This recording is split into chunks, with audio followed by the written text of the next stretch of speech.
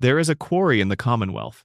It sits northeast of Boston, carved into the earth like a wound that never properly healed, and from the outside it looks like every other ruined industrial site. The wasteland has quietly absorbed over 200 years of neglect. Rusted scaffolding, collapsed catwalks, a cluster of makeshift structures that suggest someone has been living here recently, though not comfortably. The Forged, a gang with a particular fixation on fire and pain, have turned the upper levels into a fortified encampment. They are violent and territorial in the way that most raider groups are. And if you approach without enough firepower or caution, they will remind you of that very quickly. From a distance, the whole place reads as just another location to clear and loot and move on from. But Dunwich Borers is not just another location. And if you have the patience to go all the way down past the raiders, past the flooded platforms and the collapsed machinery and the eerie terminal entries left by people who were clearly becoming less coherent the longer they stayed, what you find at the bottom is genuinely one of the most unsettling things in the entire Fallout franchise. Not because it is violent or monstrous in any conventional sense, but because it refuses to explain itself. Before we get to the bottom of the quarry, it helps to understand the name. Dunwich Borers LLC is not a location created just for Fallout 4. The Dunwich building appears in Fallout 3, sitting alone in the capital wasteland to the southwest of most major landmarks, in an area that feels deliberately isolated. There is no road leading to it. The surrounding terrain is jagged and inhospitable. It is the kind of place you find only if you are specifically looking for it, or if you have wandered far enough off the beaten path to stumble onto it by accident. When you do find it, the building itself looks ordinary from the outside, an unremarkable pre-war office structure, the sort of thing that exists in every city and is easy to overlook. Inside is a different matter entirely.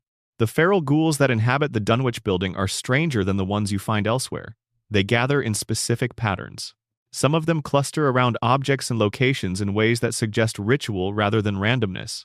Audio logs scattered through the building tell the story of a wastelander named Jaime, who came here searching for information about his father's obsession with a book. Jamie's logs begin with reasonable coherence. He is scared. He is careful. He is a person with thoughts and goals and awareness of danger. Over the course of the logs, that coherence erodes. He starts describing things he is seeing that his descriptions cannot quite contain. He mentions feasts. He mentions temples. He mentions a name Abdul that he does not contextualize or explain. The final audio log, recorded in the deepest level of the building, is Jamie after his transformation into a ghoul. He is still speaking. He still has language.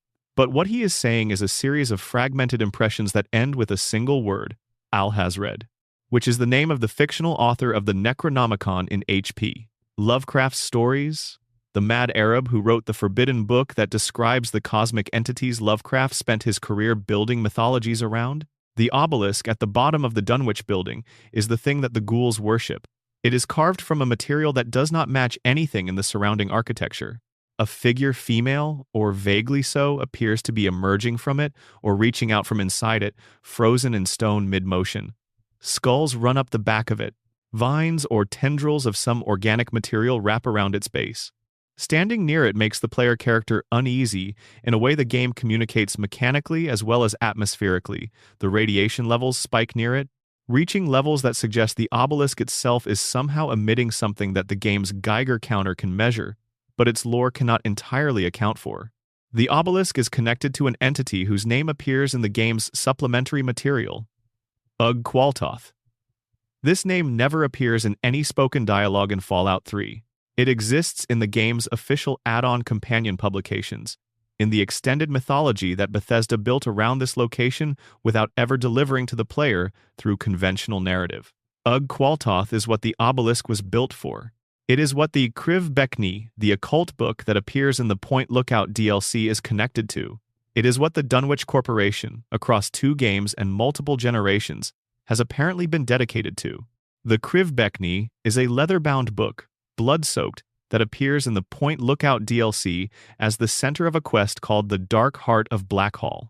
A woman named Constance Blackhall collected it as part of her pre-war obsession with rare occult texts, and her family maintained a relationship with it for generations.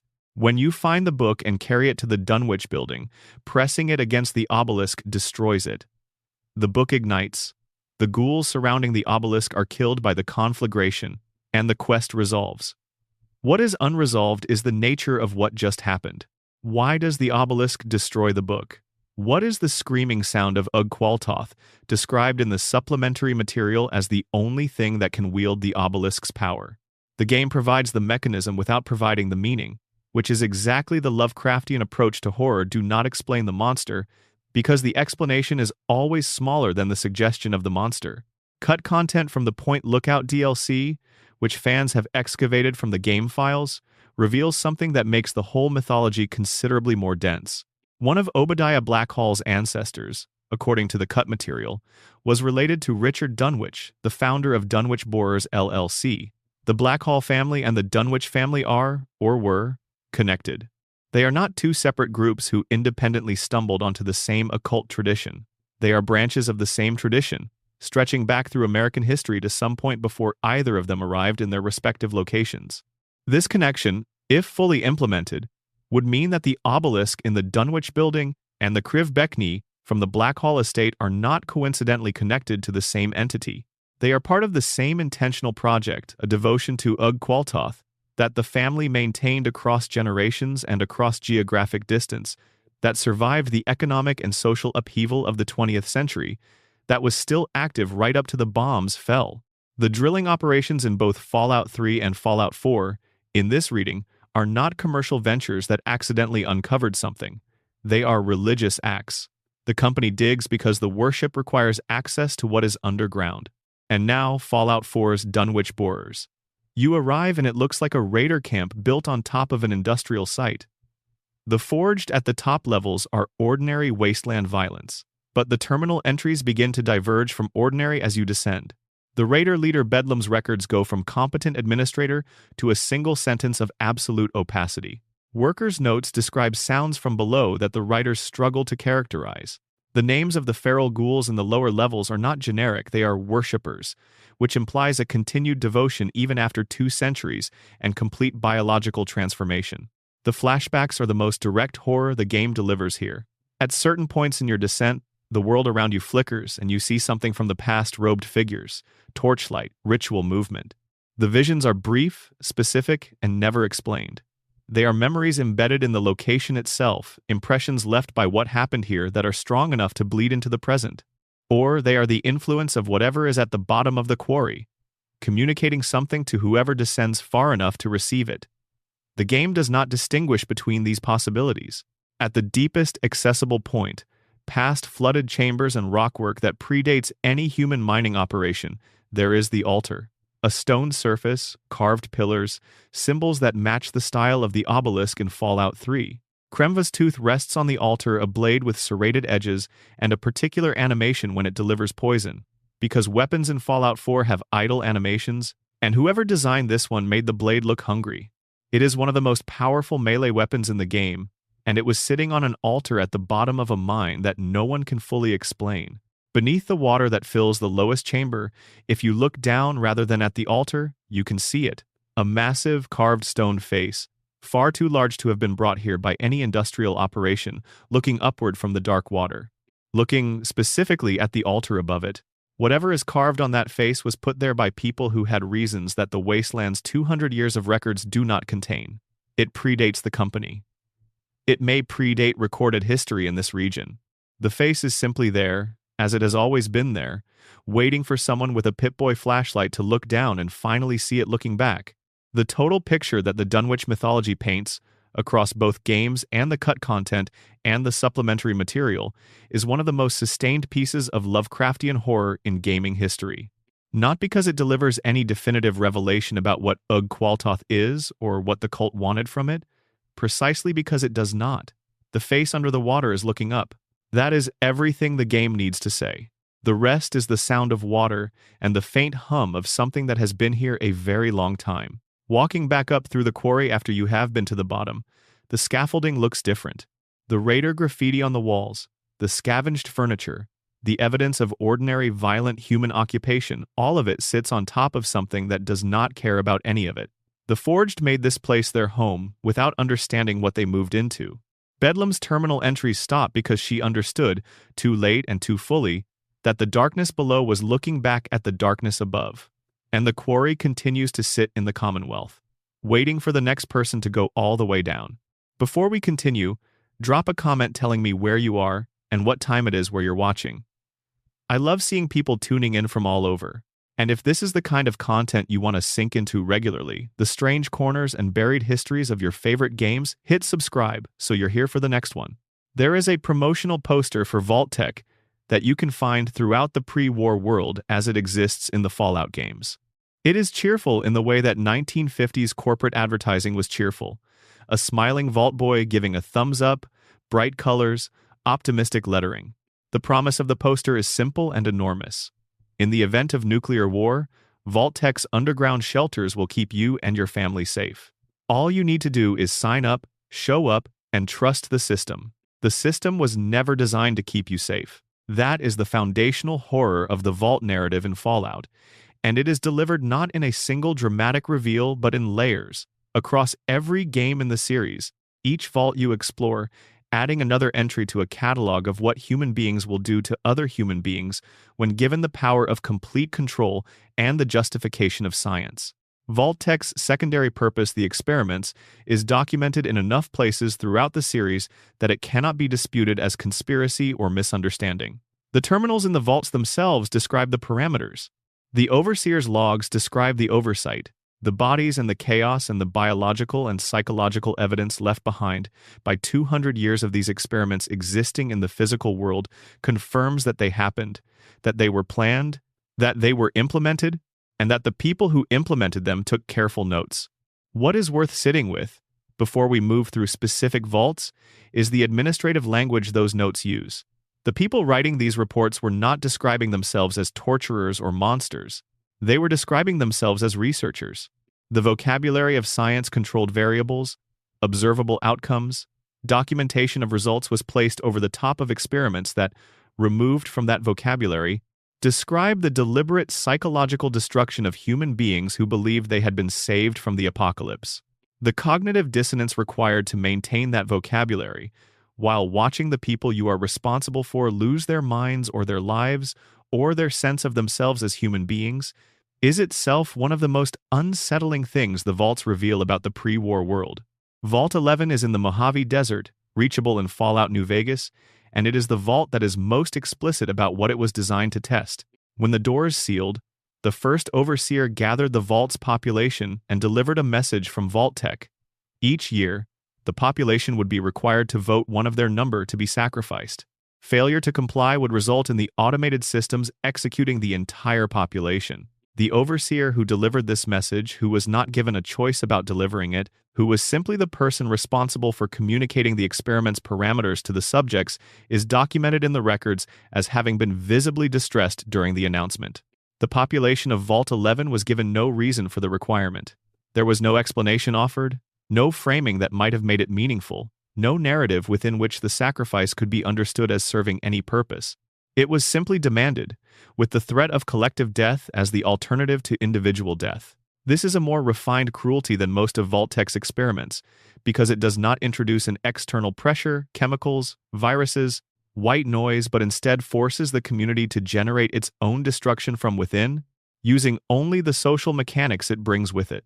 The first years of Vault 11 followed a pattern that social scientists who study communities under pressure might recognize. The population sought victims who were already marginalized, people who had been difficult, people who had committed crimes, people whose absence might be viewed as some kind of net positive. This is not the behavior of monsters. It is the behavior of people trying to make an impossible situation seem less impossible by finding the framing in which the required action feels more justified. The sacrifice is not a sacrifice if the person sacrificed was someone we would have lost anyway. The sacrifice is not a sacrifice if the person we chose was someone who deserved it. The Vault's records show this rationalization actively taking place in the early Overseer meetings, in the language the community used to deliberate, in the way they described their decisions to themselves. Over the decades, the rationalization became more creative and more corrosive. The sacrifice vote was weaponized politically, the threat of nomination became a tool for controlling rivals, and the promise of protection from nomination became a commodity. Factions formed not around ideology or survival strategy, but around the question of who would go next. The Vault-11 records describe a society that had organized every aspect of its political and social life around a single annual event that required one of its members to die, and that had done so for so long that this organization felt normal to the people living inside it. The physical evidence you find in Vault 11 when you explore it tells the story from a different angle, the angle of the rooms themselves, the way the space has been modified over time to accommodate the social structures that formed. There is an area that became a prison, not because Vault-Tec designed a prison into the vault, but because the community needed somewhere to hold people who had been nominated and were attempting to avoid their fate. There are spaces that were converted into faction headquarters, into neutral meeting zones, into whatever the community's politics required. The 5 survivors who reached the end, who pushed through to the chamber where the sacrifice was supposed to take place, who were told the full truth about the experiment, who learned that the sacrifice was never required, and that the automated system would have accepted any result or no result, those 5 people made a final decision. The records end there.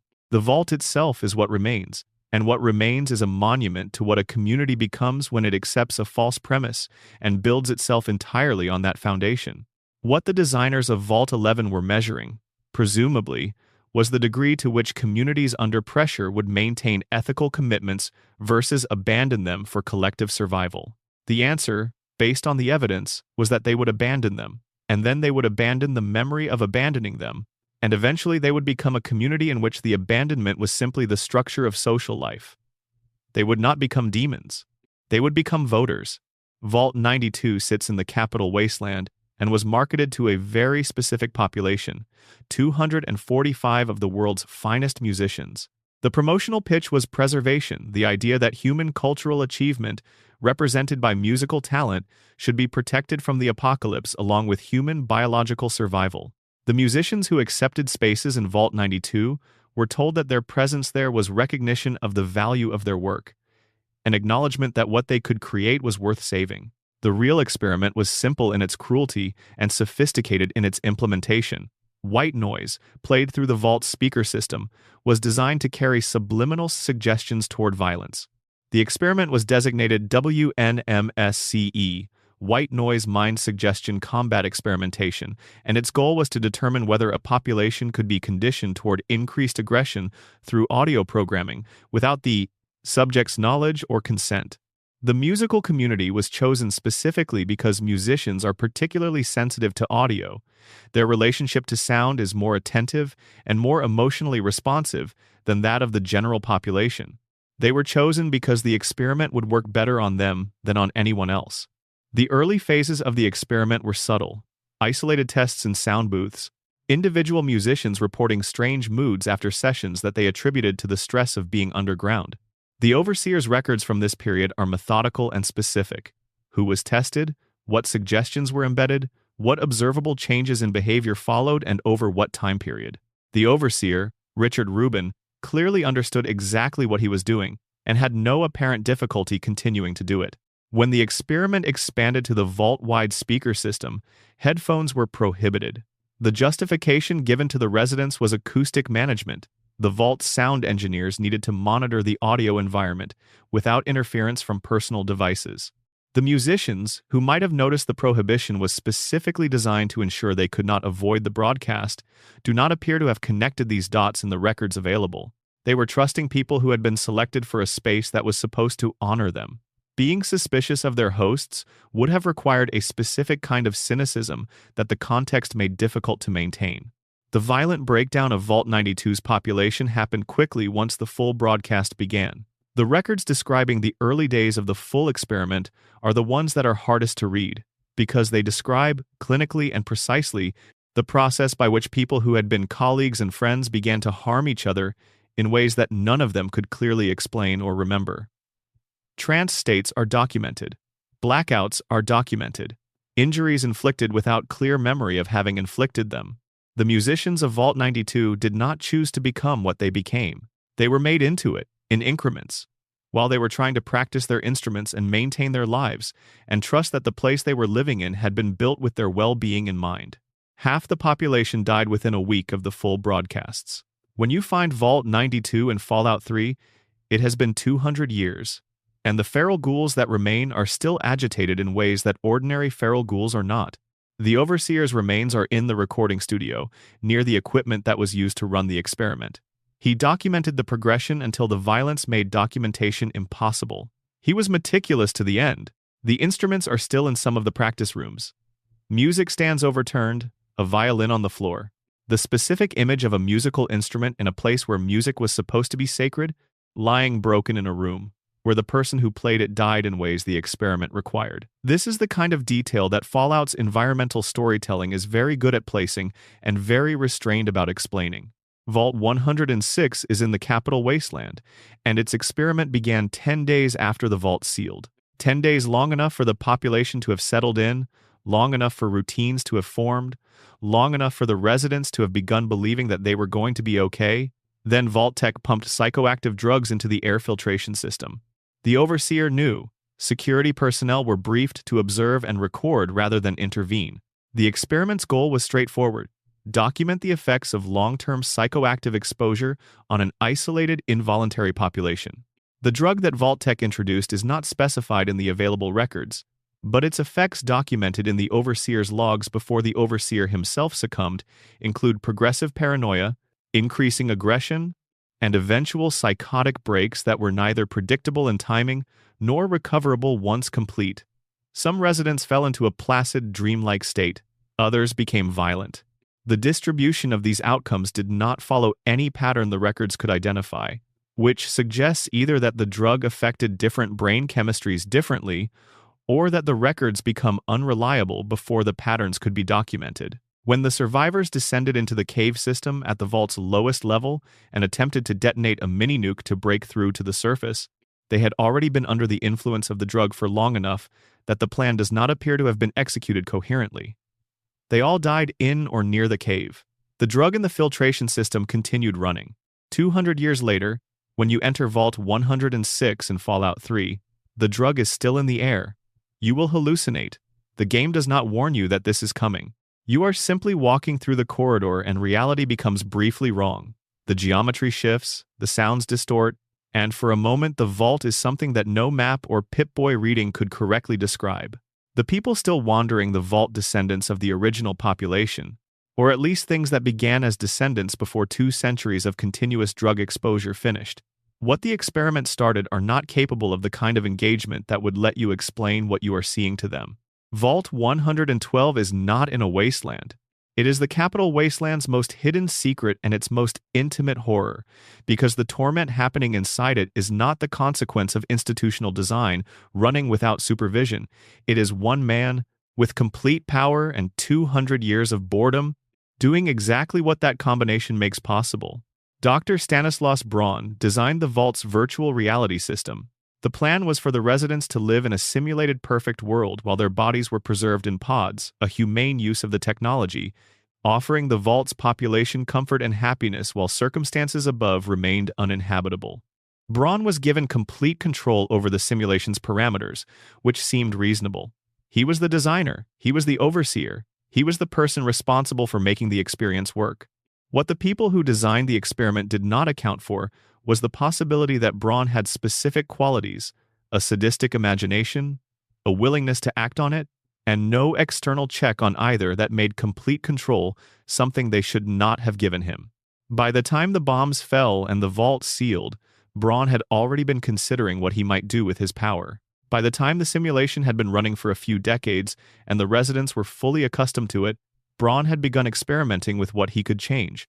The simulation that you enter in Fallout 3 is the third one Braun has run. He resets when he gets bored, wiping the residents' memories, altering the social configurations, introducing new variables. The residents of Tranquility Lane have no memory of the previous simulations. They do not know they have been reset. They experience each iteration as their life. Because that is what Braun's system allows: complete experiential continuity within the simulation, with the gaps between simulations simply not existing from the inside. Braun's avatar within the simulation is a little girl named Betty. This choice is not accidental. Betty is the kind of character that does not invite suspicion in a 1950s American suburb.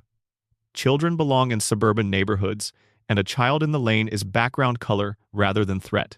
From inside this persona, Braun directs the lane's social dynamics with a casualness that is itself the horror. He assigns tasks with cheerful specificity. He makes children cry on purpose. He engineers the social situations that give him the outcomes he finds entertaining, and his definition of entertainment has been widening and darkening across 200 years of absolute impunity. Old Lady Dithers is the one anomaly the system has not been able to correct. She has, somehow, retained enough awareness to know that the lane is not real, not in full detail, not with any reliable access to the truth, but enough to be frightened in a way that the other residents are not. The vault's monitoring systems flag her vitals as an anomaly. Her stress levels are classified as extreme. She is the only person in Tranquility Lane who has been living with the knowledge that everything around her is a performance and that the performer is watching her, and she has been living with this knowledge while being unable to convince anyone around her that she is not simply a disturbed old woman. The abandoned house at the edge of the lane holds the failsafe, a set of everyday objects, a doll, a tricycle, a garden gnome that, when activated in the correct sequence, play a musical tone. The correct sequence produces a specific melody that Braun embedded in the simulation as his own private joke, the same notes that Betty sometimes whistles while wandering the lane. The failsafe terminal, when accessed, offers a program called Chinese Invasion, which releases Chinese commando AI into the simulation with their safety protocols disabled. People killed in Tranquility Lane normally do not die outside of it. With the safety protocols off, dying in the simulation is fatal for real. This is the mercy the game offers. You can release the residents of Vault 112 from a 200-year imprisonment at the cost of their lives, because the alternative is to leave them in Braun's care forever. You cannot kill Braun. He wrote that out of the simulation when he still had his full capabilities. Whatever Braun chose to do next, with an empty lane and 200 years of practice, the game leaves to the imagination. Vault 77 exists in Fallout 3 only through a reference in dialogue and in a webcomic that Bethesda published to expand the lore of the game. Its experiment is famous for being the most economical in its cruelty and the most human in what it reveals about what loneliness does to the mind. One man, one vault, one crate of hand puppets discovered after more than a year of complete isolation. The man who was sealed into Vault 77 did not open the crate for over a year. The webcomic documents what happened inside in his voice, and what it documents is a person trying very hard to maintain sanity through the only tools available to him: structure, routine, the written record. He cataloged his days. He maintained his space. He talked to himself out loud because silence was becoming something else, a presence rather than an absence, and speaking into it helped define the boundary between him and it. When he finally opened the crate and found the puppets, the shift in his voice is immediate and obvious. He had not spoken to anyone who could respond for over a year. The puppets responded.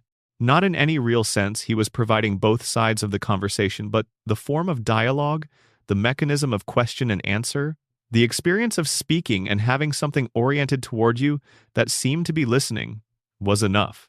The boundary between what he was saying and what the puppets were saying became unclear in a way that he does not appear to have found troubling, because what he needed was not accuracy about the nature of the puppets, but the sensation that he was not entirely alone.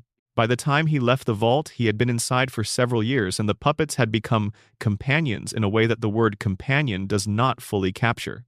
He had given them distinct voices, histories, opinions, relationships with each other. He had developed a social world populated entirely by objects he was animating.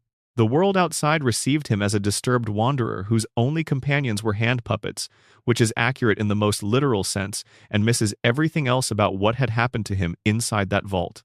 Vault 87, in the capital wasteland's rocky northern hills, is where the super mutants come from. Not all super mutants, the FEV virus, has multiple sources in the Fallout lore, but the specific population of super mutants that haunts the capital wasteland, led eventually by the Master's distant cousin in brutality, a being called Fox, who is in the vault when you arrive, and who is notable for being the only super mutant in the area who has retained coherent thought. The researchers of Vault 87 believed they were contributing to human advancement. The documents that survive from the early period of the experiment are written in the language of enthusiasm. This is going to change everything. This represents a new chapter in the human story. The ability to survive conditions that would kill an unmodified human being is the key to humanity's future in a devastated world. They were not performing enthusiasm for an audience. They appeared to have genuinely felt it. The FEV does not preserve consciousness. This is not a failure of the experiment's design. It is, based on the available evidence, simply what the FEV does. It restructures the biology so completely that the cognitive architecture built on top of that biology cannot survive the restructuring. What comes out of the chambers in Vault 87 is larger, stronger, more resilient, and effectively empty of most of what made the person going in a person. The researchers who documented this process in the early stages wrote in increasingly shorter entries. The entries stop when the experiment was turned on the researchers themselves. The supermutants of Vault 87 have been there for generations. Their population has maintained itself through forced conversion, capturing humans and exposing them to the FEV, which means the Vault continues to produce new supermutants 200 years after its purpose ended, because the supermutants themselves have no other way of understanding what they are or how to be otherwise. Vault 75 is the one that makes the most explicit and direct use of children as its resource. Located beneath Malden Middle School in the Commonwealth, it was designed for the families of Malden specifically. It was advertised to parents with the promise that their children would be particularly protected. The Vault would give children a future. The Vault would give them safety. Bring your children, Vault-Tec said, and we will make sure they are okay. The parents were killed when the Vault sealed. There was a processing area between the entrance and the Vault's interior, and the parents who accompanied their children were separated and executed there. The children went forward without them, into an environment designed for their use as research subjects. The staff scientists, not caregivers, whatever their official designation said, ran the children through regimes of genetic testing, physical conditioning, and selective evaluation. The language in the files uses words like advancing and selecting and optimizing, all of which mean that the children who did not meet the experiment's parameters were removed from the program. The children did not know what had happened to their parents. They were told their parents were in a different part of the Vault, in comfortable quarters, waiting for the right moment to reunite. They were told this repeatedly and consistently enough that, for a while, they believed it. The records show the moment at which some of the older children began to stop believing it when the questions became more specific and the answers became less coherent. The staff's response to these questions is documented in the meeting records, and the response was essentially to better calibrate the story rather than to alter the situation. When you find Vault 75 in Fallout 4, it is occupied by gunners who are also using the facility's resources. The records of the original experiment are still accessible in the terminals, and reading them while the building around you continues to hum with its automated systems still running 200 years later, ready to serve a purpose that no one is currently directing them toward, is its own specific kind of awful. The efficiency of it, the documentation, the careful record of what was done to children who had been told they were safe. Every Vault in the Fallout series makes the same implicit argument, which is that the institutional framework for doing terrible things to people has always been available to anyone with sufficient resources and sufficient distance from the consequences. The administrators of these experiments were not different from other administrators. They sat in offices, they processed paperwork, they wrote memos and reviewed data and filed quarterly reports. The structure that allowed them to do what they did was not exceptional. It was ordinary, applied to extraordinary purposes, in a world that had already decided the ordinary structures of law and accountability were secondary to the demands of survival. The Vaults did not teach humanity anything it did not already know about itself. They just documented it very carefully. There is a ferry that leaves from the southern edge of the capital wasteland, piloted by a weathered man named Tobar, who makes the crossing to Point Lookout on what appears to be a regular schedule, for a nominal fee, with the casual manner of someone who has been doing this long enough that it no longer feels strange. He is helpful.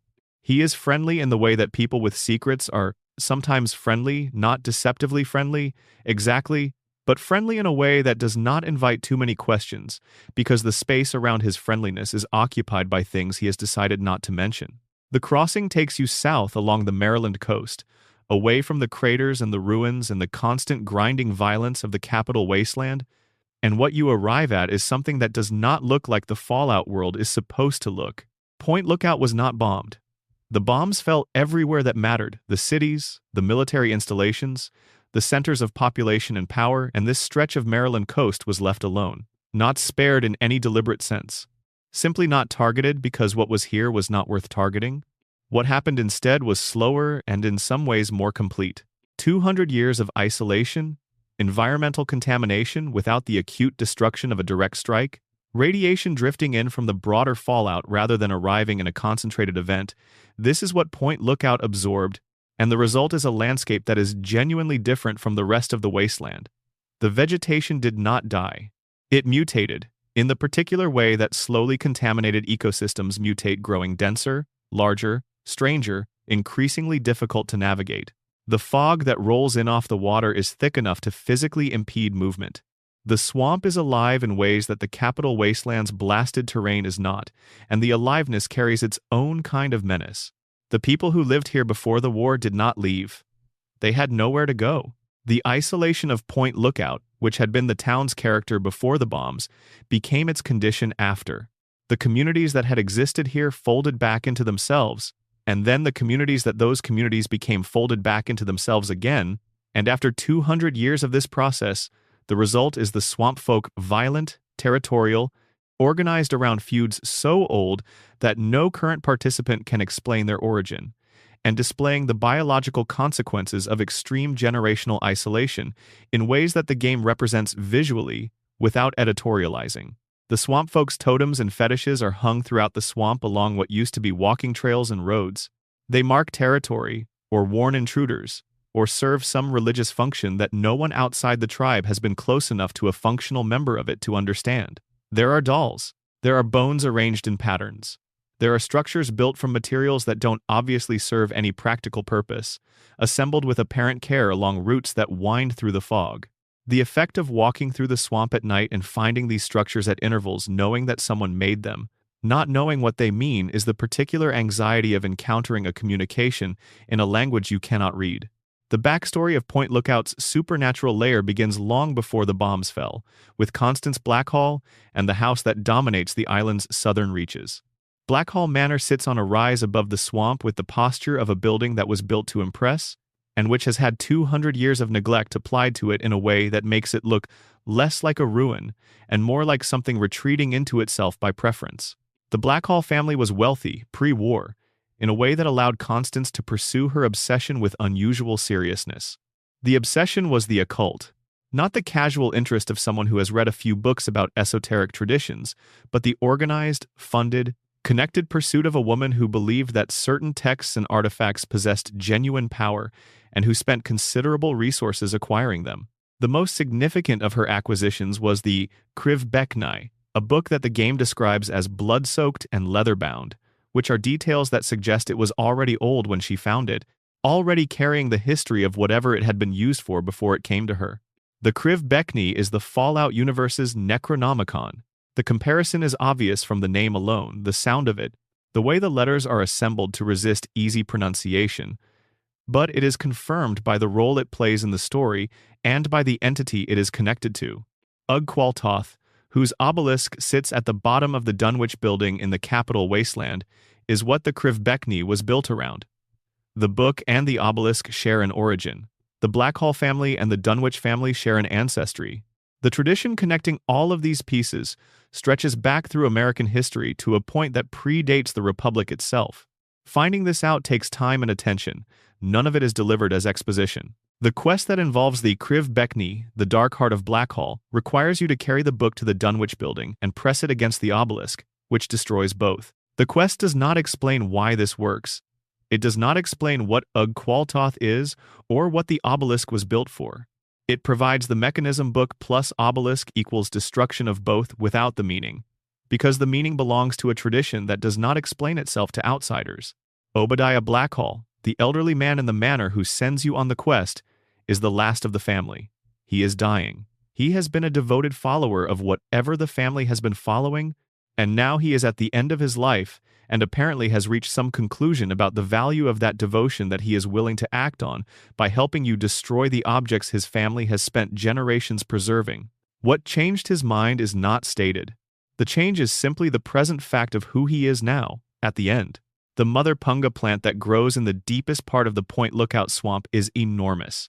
Its scale is wrong in a way that plants in the wasteland are sometimes wrong, not just large, but architecturally dominant. a biological structure that the landscape has organized itself around rather than the other way.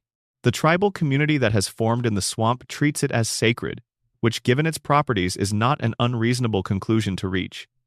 Its fruit causes hallucinations, not the chaotic, threatening kind, something more structured, more directed, something that moves like a memory even when it is clearly not a memory you have had before.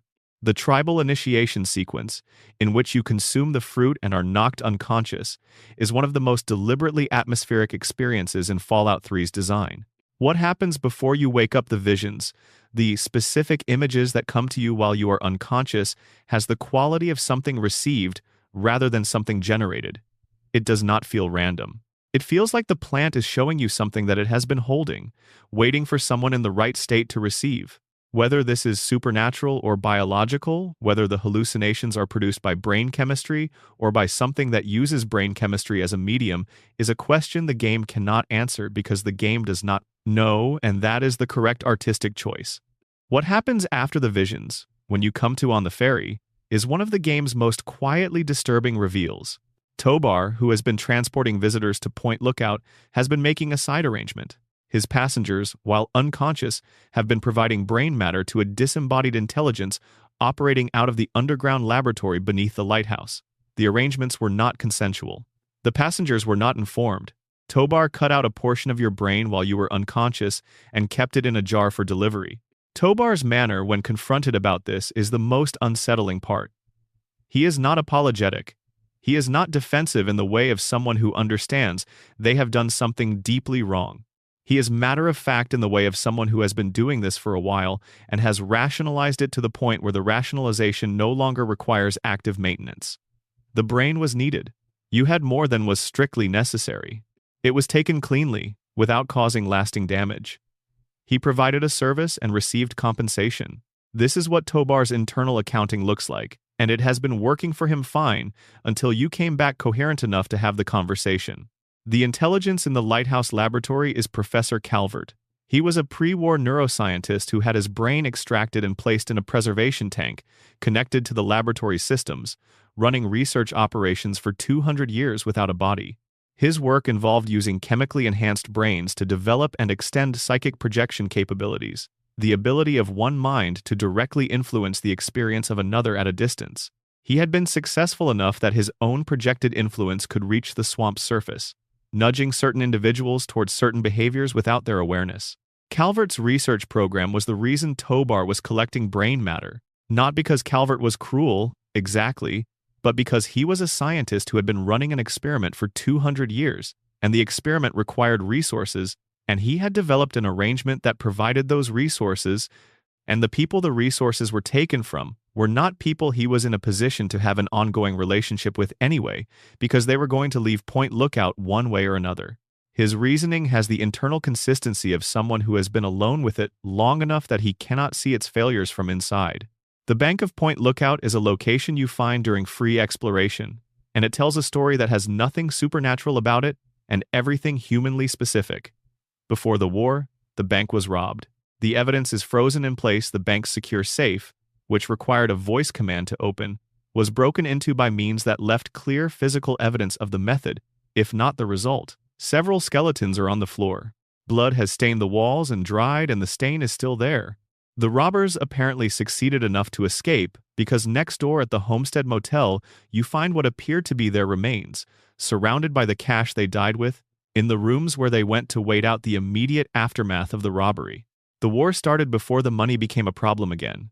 The robbers died in their motel rooms, with their cash, and no one ever came to investigate or prosecute or recover the funds because the institution that the bank represented ceased to exist a few hours after the robbery was committed. The last crime of the pre-war world in Point Lookout was successful, ultimately pointless, and is still on the books.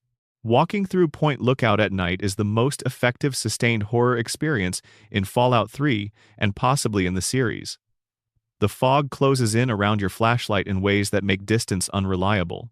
The sounds that move through the swamp, the calls of the things living in it, the sound of movement in vegetation that you cannot see clearly, occasional voices and registers that are almost recognizable as speech press in from directions that are hard to locate.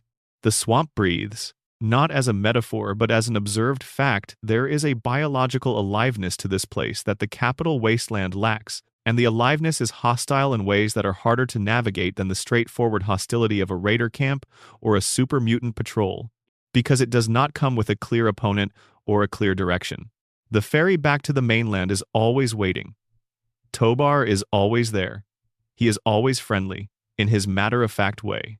And the jar with your brain in it is somewhere in that lighthouse basement, sitting in a laboratory that continues to operate because Professor Calvert is very thorough about maintaining his equipment. Long before anyone in the Mojave Wasteland found the Sierra Madre, it found them. The signal started broadcasting somewhere in the early post-war years, a radio frequency carrying lounge music, and the voice of a woman named Vera Keyes, advertising the grand opening of the most luxurious casino ever built, inviting listeners to come and experience something remarkable. Wasteland survivors who caught the signal heard music that sounded like the world before the bombs. Sophisticated, elegant, performed by someone with extraordinary voice. They heard an invitation. Some of them followed it. None of them made it back. By the time the courier arrives at the Sierra Madre, drawn by Elijah's collar rather than by choice, the signal has been running for approximately 200 years. Vera Keyes died before the bombs fell, an overdose, alone, in circumstances the game reveals slowly and with care. The casino's automated systems do not know this. They continue playing her recordings because the system Sinclair built to showcase her was designed for permanence, and permanence is what it has delivered, in a way that no one who designed it intended. The villa that surrounds the Sierra Madre Casino is what happens to a place when the bombs miss it, but the aftermath catches up with it anyway. The ventilation systems that were installed during construction began failing years after the war, and when they failed, they began leaking a chemical compound that had been introduced during the construction process, a compound developed at Big Mountain Research and Development, as part of a deal between Sinclair and the scientists who would eventually become the think tank. The compound spread through the failing ventilation, drifted into the streets, and slowly grew into what the game calls the cloud. The cloud is not mist or fog in any biological sense. It is a chemical cloud with specific properties that Fallout's design uses to create one of the game's most effective environmental hazards, something that damages you continuously if you are inside it, that obscures vision, that makes the villa feel perpetually threatening even when nothing specific is threatening you. It is also what happened to the construction workers. The workers who built the Sierra Madre Villa were exposed to the leaking compound during construction. Big MT's response, when Sinclair reported the exposure, was to send a set of prototype hazmat suits. The suits were experimental. They were bulky and difficult to move in, essentially impossible to communicate through, and the locking mechanisms were designed in a way that corroded rapidly on contact with the very compound they were meant to protect against. Workers who put the suits on and stayed in the affected areas long enough found that they could not take the suits off. The locking mechanisms had corroded, the suits had become permanent. The compound, combined with the suit's chemistry and the extended exposure period, did something to the workers over time that the game does not fully specify, because the specifications would make the horror less horrible. Whatever it did to the biology, to the cognition, to whatever constituted the self of each individual worker, it did not kill them. It changed them.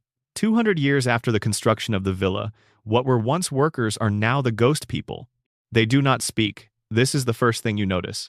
Fallout's enemies usually make noise grunts, combat calls, muttered dialogue that suggests some remnant of cognition even in the most feral opponents. The ghost people are silent until they are close enough that silence is no longer possible, and even then what they produce is not language. They move through the cloud without apparent difficulty, which suggests the compound has become necessary to them in some way rather than simply tolerable. They use improvised weapons, things assembled from whatever the villa contains with a methodical precision that reads as practiced rather than intelligent. The most disturbing aspect of the ghost people, mechanically and narratively, is that they cannot be permanently killed by conventional means. Wound them badly enough and they go down. Leave them and they stand back up. The game explains this as a biological consequence of their altered state. Something about their physiology that regenerates damage, unless the damage is catastrophic and specific, and the solution it provides is dismemberment. To permanently kill a ghost person, you must remove a limb or reduce them to a state from which their regeneration cannot recover. This is not incidental design. The game is telling you something about what the ghost people are through the mechanic of how they die. Things that were once people, changed into something that cannot be communicated with and cannot be killed easily, that continue performing behaviors whose origins they no longer remember. In a place that exists in a state of permanent stasis, the ghost people are Point Lookout swamp folk taken to their logical extreme. They are what complete transformation looks like. Dean Domino has been in the villa for years. He is a pre-war entertainer, a lounge singer with flexible ethics and a long memory, who came to the Sierra Madre before the war to rob it, got caught by the holographic security systems before he could execute his plan, and has been living in the villa ever since, dodging ghost people and trying to survive.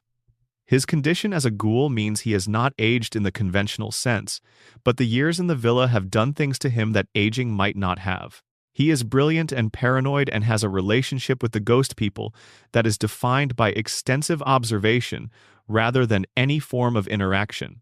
Dean's notes on the ghost people are some of the richest lore in Dead Money. He has watched them for years in the only way available to someone who cannot safely approach them. He has noticed that they gather near the holographic projectors.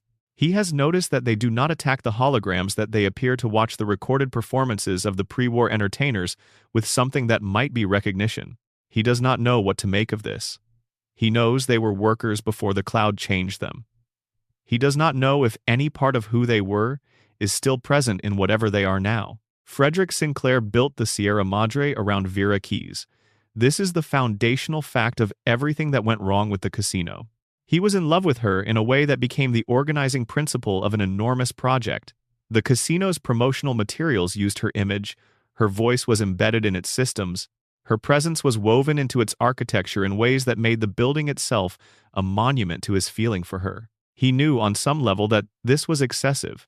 The records suggest he knew. When Sinclair discovered that Dean Domino was planning to rob the casino and that Vera Keys was his inside connection, that she had been providing Domino with access and information as part of an arrangement whose full terms the records do not make clear, his response was enormous and immediately regretted. He reprogrammed the casino's security systems to seal the building at the moment of its grand opening, trapping the guests inside and activating the holographic security to kill them.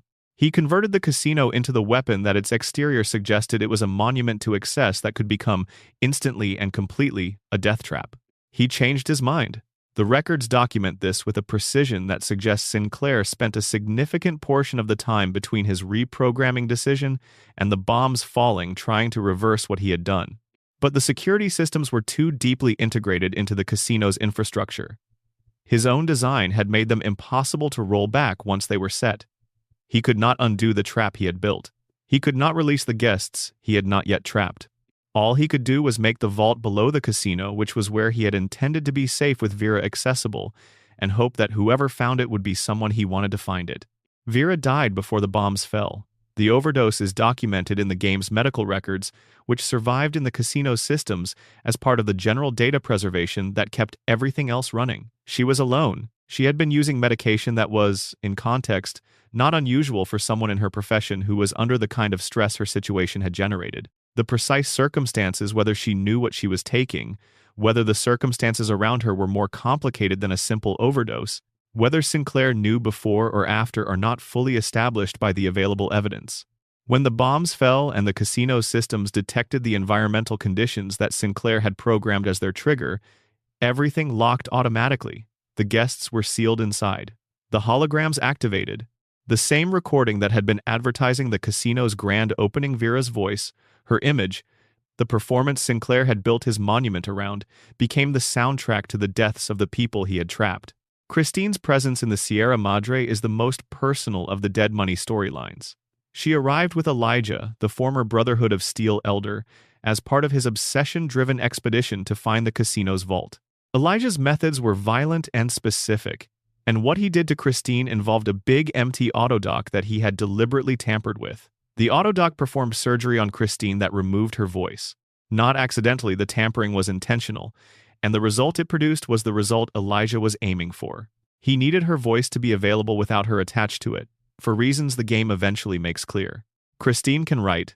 She communicates through written messages and through the precise expressiveness of her face and her hands, And the result is a character who delivers more feeling through those constrained means than most voiced characters achieve through full dialogue.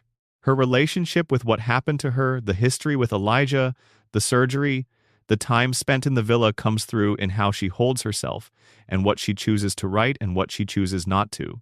Her voice is a genetic match for the voice recognition system that controls the Sierra Madre's vault.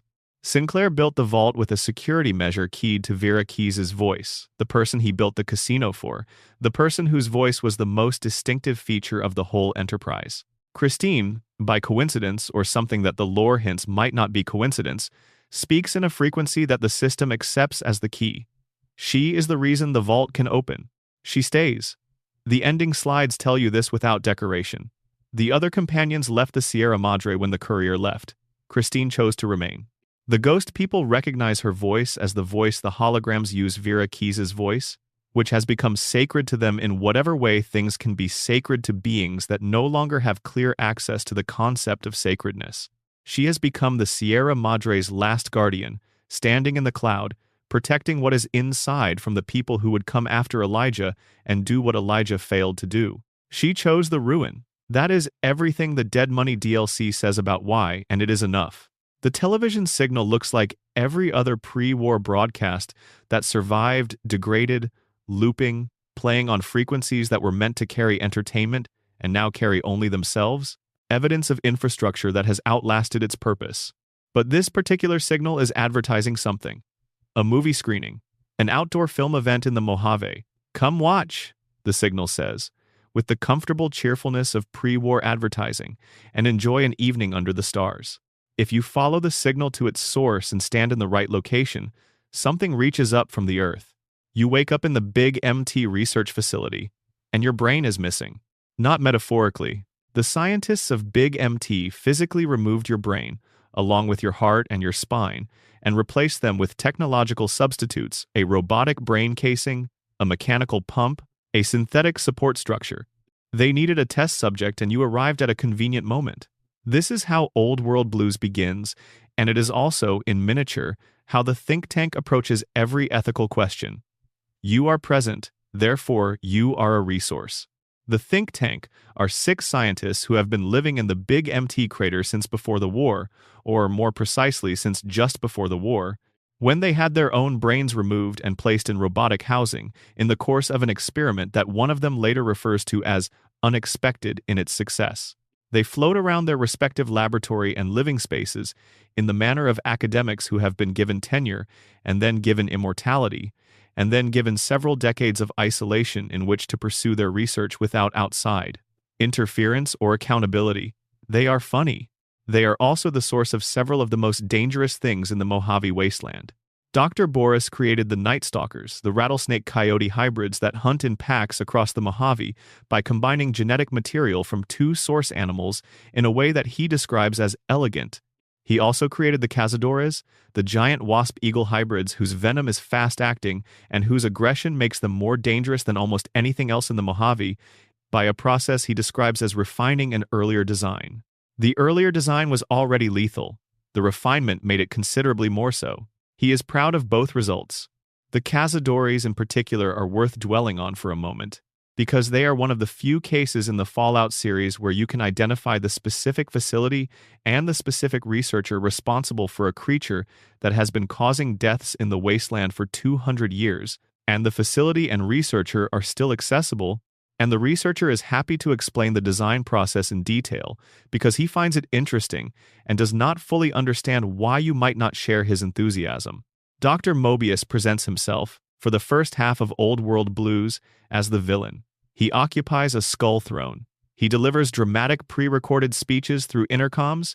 He sends robotic Securitrons after the player with ominous pronouncements about the fate awaiting those who challenge his dominance.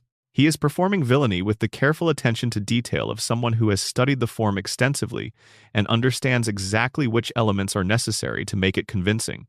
He is not actually the villain. He is the only member of the think tank who retained enough clarity to understand what was happening to all of them, and his apparent villainy is a performance designed to protect the wasteland from his colleagues. The think tank, left unsupervised and given the resources of the Big MT, would eventually find a way out of the crater and continue their research on whatever they found outside it. The Cazadores and Night Stalkers and Cloud Compound are what they produced while contained. Giving them access to the wider wasteland was not a scenario anyone outside the crater needed to experience.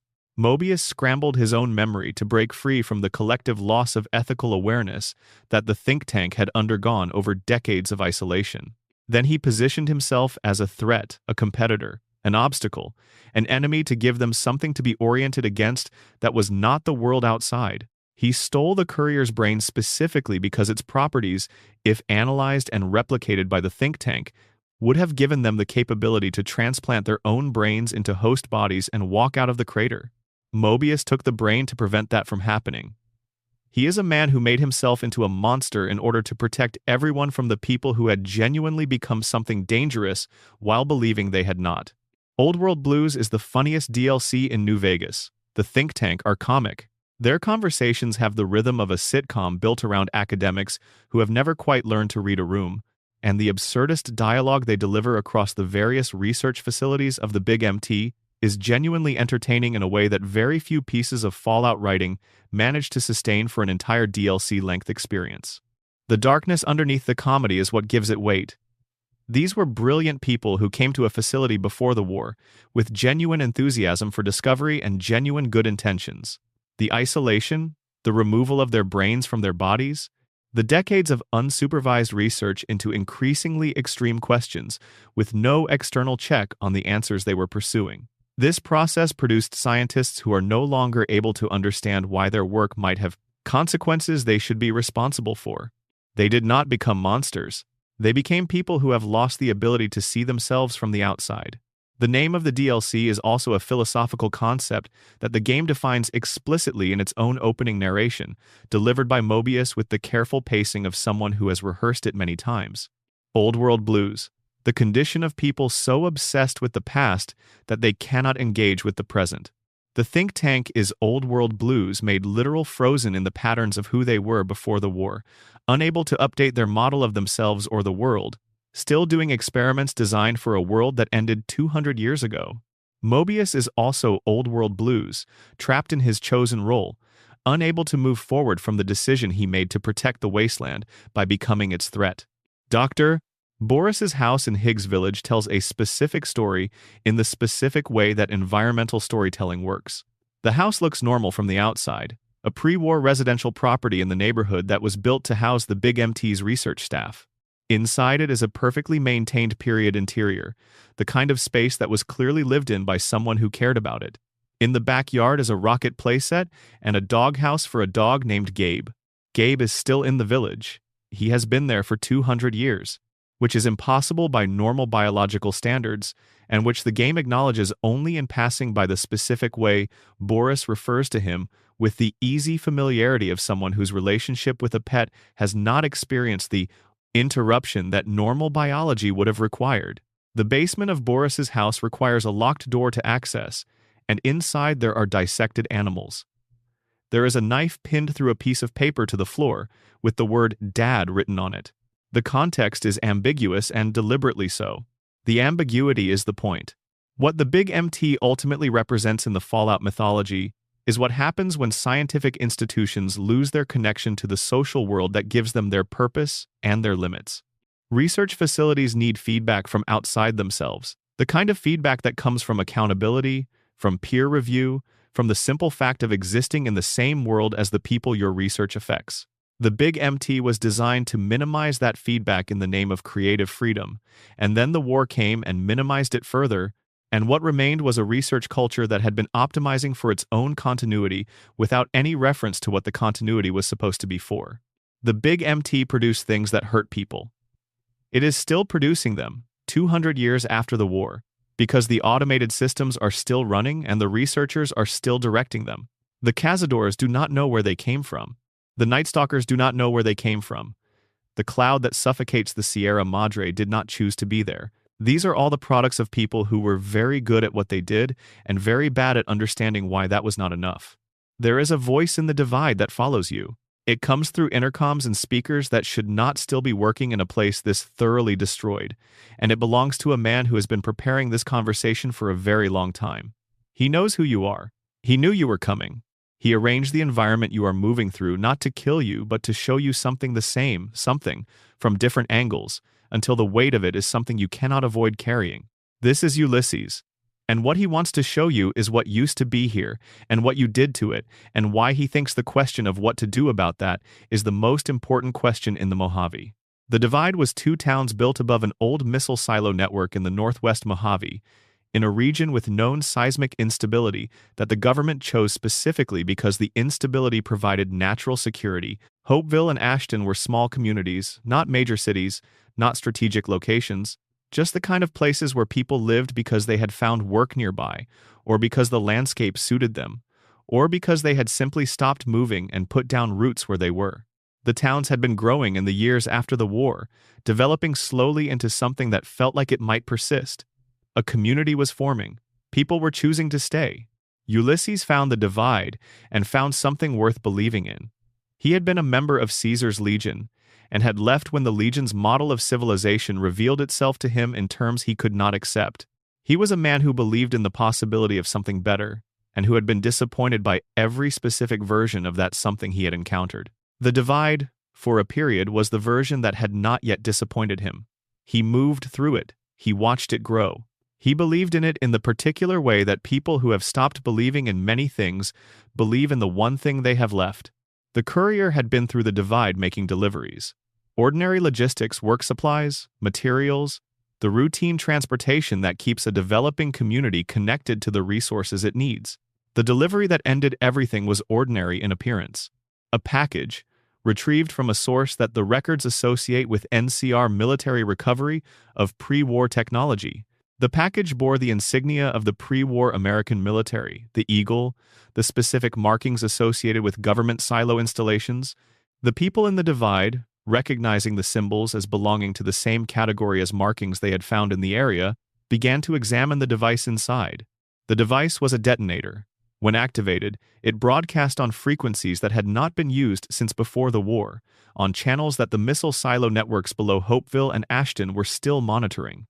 The warheads in the silos had been waiting 200 years for a signal. They received one. The warheads did not launch cleanly. The silos were sealed. The detonations happened inside the launch structures, which turned the underground network into a series of contained explosions that fractured the earth from below. Hopeville and Ashton dropped into the resulting chaos. The buildings collapsed, the roads buckled and broke.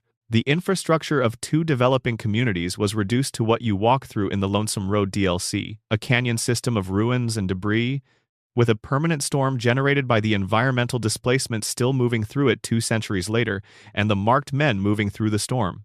The marked men are the soldiers who survived NCR troops and Legion fighters who were both present in the region when the event occurred, whose bodies were subjected to forces that killed the civilians but did not quite kill them, that instead removed their skin and drove their minds into something that is not quite either of the things they were before. They do not fight each other anymore. The old conflict that brought them to this place has been obliterated by what happened to them. They fight anyone who comes through the Divide, together, because together is the only organization that the Divide offers anymore. Ulysses survived because a medical robot saw the American flag on his jacket. The robot identified it as a military service marker and extended appropriate emergency medical care. By the time he recovered enough to understand what had happened, the community he had believed in was rubble. The person responsible was someone he knew by name, not well, but well enough. A courier he had worked alongside. The courier who had made deliveries to the Divide before the last one. What Ulysses felt, the game does not summarize for you. It gives you his voice over several hours of dialogue, narrating a walk through the ruins of something he loved toward a confrontation with the person who ended it, and what he feels is present in every inflection of that voice without being named directly. He has been here for years. He has been waiting. He has been thinking through everything, the nature of responsibility, the relationship between intention and consequence, the question of what civilization means and who deserves to build it and what he wants. At the end of the walk is a genuine conversation. The courier who delivered the package had no idea what they were carrying. This is established as fact rather than as a question. Chris Avallone, who wrote Lonesome Road, was clear in interviews that the delivery was something the courier did in the ordinary course of work, without knowledge of the contents or the consequences. There was no malice. There was not even negligence in any conventional sense. The package came from an NCR military source and was flagged as a priority delivery, and a courier who refused priority deliveries on the grounds that the contents might be dangerous would not remain a courier. Ulysses knows all of this. He has had years to work through it. What he is working through in his conversations with you is not whether the courier intended the destruction of the divide, he knows they did not, but what it means for two people to be connected by an event that was not anyone's choice and whether that connection creates any obligation, and if so, what kind of obligation it creates and what fulfilling it looks like. This is a more sophisticated ethical question than most Fallout content asks, and Lonesome Road has the decency to not resolve it cleanly. Ulysses reaches his own position by the end of the road. The courier can agree with it, or disagree, or do something in between. The game gives you the tools to have the conversation rather than the answer to the conversation, and the result is one of the most genuinely thoughtful pieces of writing in the franchise. At the end of the divide, at the point where the conversation has been fully had and the final decisions made, there are missiles that can still be launched. The silo network that destroyed the divide is not entirely spent. The courier who carries the right codes can direct the remaining missiles at the NCR's heartland, at the Legion's territory, at both, or at neither. This is the final version of the same question the Lonesome Road has been asking. What do you do with the capacity to cause enormous harm now that you know exactly what that harm looks like when you are standing in its ruins? The flag that Ulysses carries worn and dirty, a physical artifact from before the war, is the last thing the DLC gives you. He hands it over. Whatever you make of what he believes, whatever position you arrived at through the conversation, he gives you the thing he has been carrying through everything. The game does not tell you what to do with it. It goes into your inventory and you walk back out into the Mojave with it, and the divide continues to exist behind you, exactly as it has been existing for the last 200 years, broken and patient and generating its own weather. Point Pleasant, West Virginia. Autumn, 1966. The first sightings begin along the roads outside town, a large creature, winged, with eyes that glow red, moving with a speed and purpose that witnesses cannot reconcile with any animal they know. The sightings continue for more than a year. 13 months of reports from different witnesses at different locations, all describing something that matches a profile sufficiently specific that the variation in the descriptions cannot simply be attributed to imagination or misidentification. Then the Silver Bridge collapses in December of 1967, killing 46 people, and the Mothman sightings stop. Whether the creature was a herald of the disaster, a supernatural entity appearing to warn of catastrophe, or a large bird misidentified by frightened observers, or something else entirely that does not fit comfortably into either category, has not been settled in the 60 years since the sightings ended. Point Pleasant built a museum and a statue and a yearly festival. The Mothman became the most famous piece of Appalachian folklore since anything, and it remains genuinely unresolved. Fallout 76 is set in West Virginia, and the Mothman was always going to be in it. The question was what Bethesda would do with a creature that is, at its core, defined by ambiguity, potentially supernatural, potentially natural, potentially something the available categories cannot contain. Their answer is considerably more elaborate than an enemy reskin, and considerably more respectful of the original folklore's ambiguity than most players expected. The Mothman in Fallout 76 is not one creature. This is the first and most important thing to understand about how the game handles the mythology. There is a population of large, mutated moths in the forests and hills around Point Pleasant, creatures that radiation and time have transformed from relatively ordinary moths into something that matches the folklore's description in ways that could be either convergent evolution or something stranger. These are real, killable, statistically quantifiable. They are the Mothman of the wasteland, in the same way that Yao Guai bears something biological that the apocalypse made into a different kind of thing. Alongside this biological fact, Fallout 76 builds an entire theological ecosystem. The cult of the Mothman existed before the war. They were a small group of devoted followers who gathered in Point Pleasant and the surrounding region, documented sightings and records they maintained carefully, and performed rituals oriented toward a creature they believed was divine. The pre-war cult was dismissed by mainstream society as a collection of eccentric believers in local folklore, which is accurate and also misses the point that the folklore has an actual creature associated with it that the mainstream society was choosing not to investigate seriously. When the bombs fell, the cult members who had gathered who had been warned, they believed, by specific Mothman behavior preceding the event, sought high ground. The nuclear fallout that constituted the actual flood came differently than they expected, but they survived in the Lucky Hole mine. Their records continued. Their devotion continued. The Mothman that they had been worshipping continued to exist in the irradiated forests, continuing to observe, continuing to appear at specific moments. By the time the Vault-76 residents emerge into the post-war world of Appalachia, the cult has fractured. The fracture is theological, and it is specifically about the color of the Mothman's eyes. This sounds, in the abstract, like the kind of question that no rational observer would consider fundamental. It is not, within the lore of Fallout 76, a trivial distinction. The enlightened follow a Mothman with purple eyes, which they call the Wise One. Their records and their testimony describe a creature that is individually sentient in a way that the general population of large mutated moths is not, that has demonstrated what they interpret as foreknowledge of events that guided specific people to safety before specific disasters. The enlightened believe in a hard distinction between the wise Mothman, a unique individual, and the broader moth population that anyone might encounter in the forests. Their devotion is to a specific being they believe they have an ongoing relationship with. The fanatic branch of the cult follows a Mothman with red eyes, which they interpret as a purifier, a being of righteous destruction whose role is to cleanse the world of those who are not worthy of survival. The fanatics do not make the distinction between the wise Mothman and the general population. To them, every encounter with a Mothman is an encounter with the divine will, and the appropriate response to that encounter is whatever the divine will requires. The Lucky Hole mine, where the fanatic branch is centered, connects to the larger mythological structure that runs through Appalachian wasteland. Deep in the mine is evidence of an entity that the enlightened call the interloper, something that was in the mine before the cult arrived, something ancient and underground, something whose influence the enlightened believe corrupted the fanatic branch away from the benevolent wise Mothman and toward a theology of violence.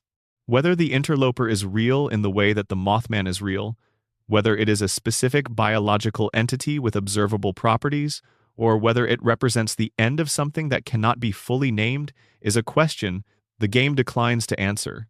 The connection between the interloper and the Dunwich mythology is one the Fallout community has been building a case for since the game launched. Both involve something ancient and buried that generates cult devotion and behavioral changes in those who get too close. Both resist complete explanation. Both connect to a thread of occult horror that runs through the American setting of the games in a way that implies an organized mythology rather than independent Lovecraftian Easter eggs.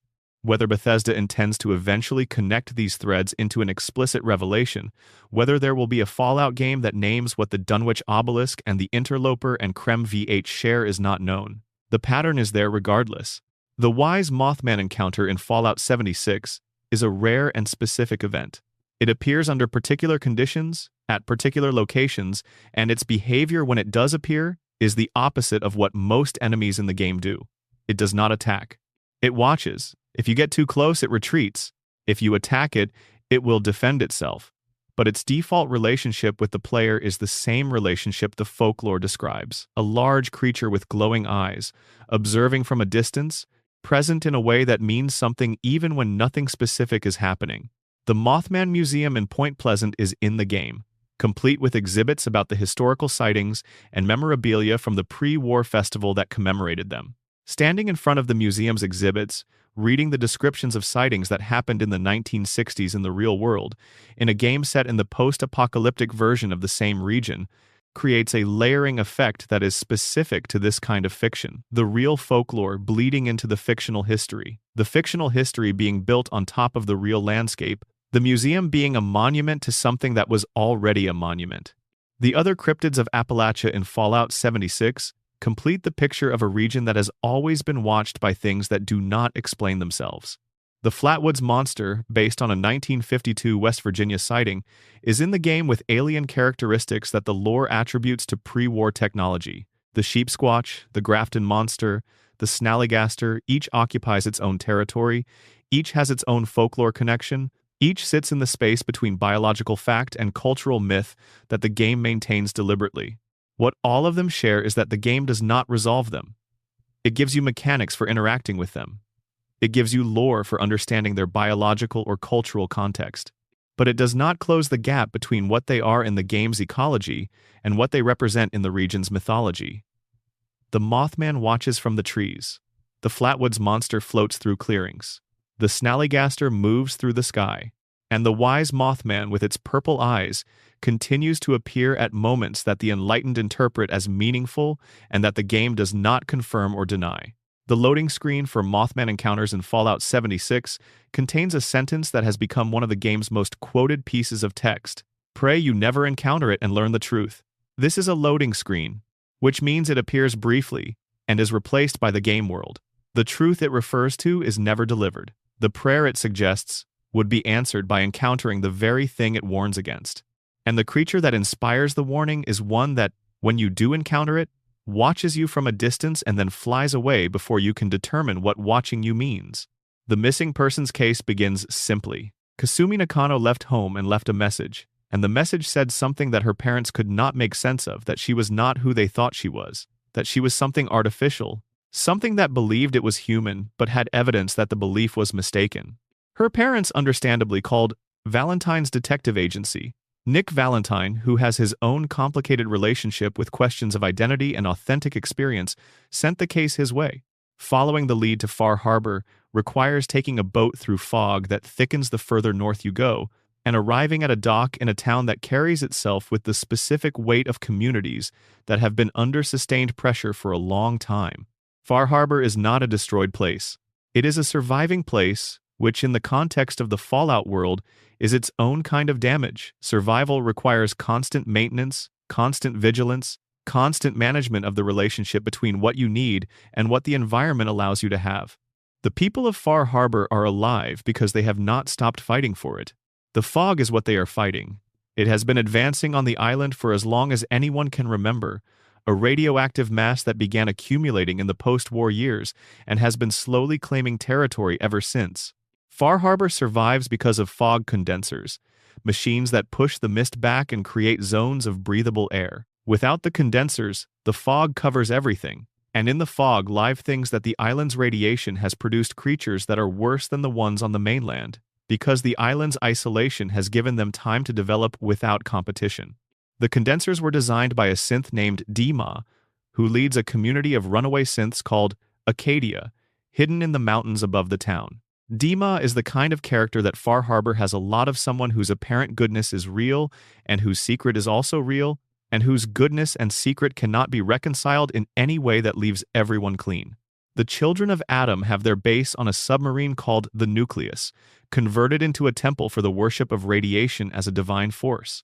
Their position is theologically coherent, if practically irreconcilable with the needs of everyone in Far Harbor who cannot survive radiation exposure.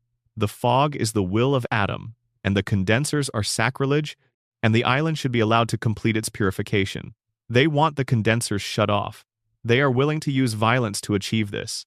They have been living in the middle of the fog for generations and are genuinely fine. The Nucleus is one of the most effective environments in the DLC, a submarine that has been converted into a religious space in ways that respect neither its original purpose nor the conventions of the faith that now inhabits it. There is iconography adapted from standard Children of Adam religious practice, rendered in materials available on the island, applied to surfaces that were designed for completely different purposes. The result is something that communicates devotion without communicating comfort. Holiness without making holiness feel like something you would want to inhabit. Dima's secret is revealed through his recovered memories, physical data that can be retrieved and reviewed. Before Acadia was established, the tension between Far Harbor and the synths was escalating toward violence that Dima calculated would end badly for everyone, but particularly for the synths he was responsible for. He needed a moderate voice in Far Harbor, someone trusted by the fishermen, someone positioned to advocate for coexistence. He decided who that someone needed to be and then arranged for it to happen. Captain Avery was Far Harbor's mayor, a woman trusted by the community who had governed effectively and was positioned to be exactly the moderate influence Dima required. Dima had her killed. He replaced her with a synth designed with her memories, her personality, every aspect of her that her community would recognize as her. The replacement did not know she was a replacement. She governed Far Harbor as Avery would have, because she believed she was Avery, because everything she had access to confirmed that she was Avery, because Dima's design was complete. This is the hardest thing Far Harbor asks you to hold. The woman who has been governing Far Harbor is not complicit in the wrong that was done to the real Avery. She has been living out the life of someone she genuinely believes she is, doing good work, maintaining the relationships that Avery maintained, being the person Avery would have been in the situations Avery would have faced. Her experience as Avery is real in every sense that experience can be real. The harm that was done to a woman who has been dead for years, and nothing that can be done now will undo it. Dima is aware that what he did was wrong. He does not argue otherwise. He argues that the outcome years of comparative peace, Acadia's survival, Far Harbor's continued existence required it, that the calculation was one he could not have refused and still been responsible for the people who depended on him. He carries the guilt with the specific quality of guilt that has been carried for a long time and incorporated into how you move through the world rather than something that changes how you move. He continues doing good because it is the only response he can make to what he did, and he knows it does not resolve anything. The fog crawlers that inhabit Far Harbor's coastline are among the most visually distinct enemies in Fallout 4. They are enormous and multi-limbed, and they move through the fog with the ease of things designed for exactly this environment, which they were not designed for. They are the result of what the island's radiation did to the local crustacean population over 200 years, and the result happens to look like something that belongs to the fog, the way that deep-sea creatures belong to their specific pressures and temperatures. Anglers are worse, in a more targeted way. They live near the water's edge, and they have adapted a hunting strategy that uses bioluminescent lures, the same mechanism that deep-sea anglerfish use to draw prey toward them. On land, in radioactive fog, you see the light through the mist and you move toward it because light in the fog means something navigable, something known, and by the time you understand what the light actually means, the angler is already much closer than it needs to be. Old Longfellow is the most purely Far Harbor character in the DLC, a man who has been on this island his whole life, who knows it in the way that people who have watched a landscape change know it, who has a relationship to the fog that is not fearless but is experienced. He remembers the island when the fog covered less of it. He has specific places he can no longer go to. The geography of his life has been contracting for as long as he can remember, and he does not dramatize this because he is not a dramatic person and because there is no audience for the dramatization that would change anything. Kasumi Nakano is not a synth. The game establishes this through the evidence available at Far Harbor. There is no record of her in the Institute's files, no evidence of the kind of manufacturing process that would have produced her, no indication that the feeling of wrongness in her own body that she arrived with was pointing at what she thought it was pointing at. She is a human being who was certain she was not, and the DLC does not treat this certainty as simply mistaken. It treats it as a genuine experience whose source is not what she believed the source was. Dima's response to her situation contains the most important line in Far Harbor. What a synth is what it is. What it feels is what it feels. What it remembers is what it remembers. The substrate of the experience does not invalidate the experience. He is applying this not as a defense of artificiality, but as a statement about the nature of experience itself, and applying it to a human being who needed to hear it just as much as any synth would have. The fog is still advancing when you leave Far Harbor. The condensers are still running, or not, depending on what you chose. The factions are still in whatever configuration you left them in.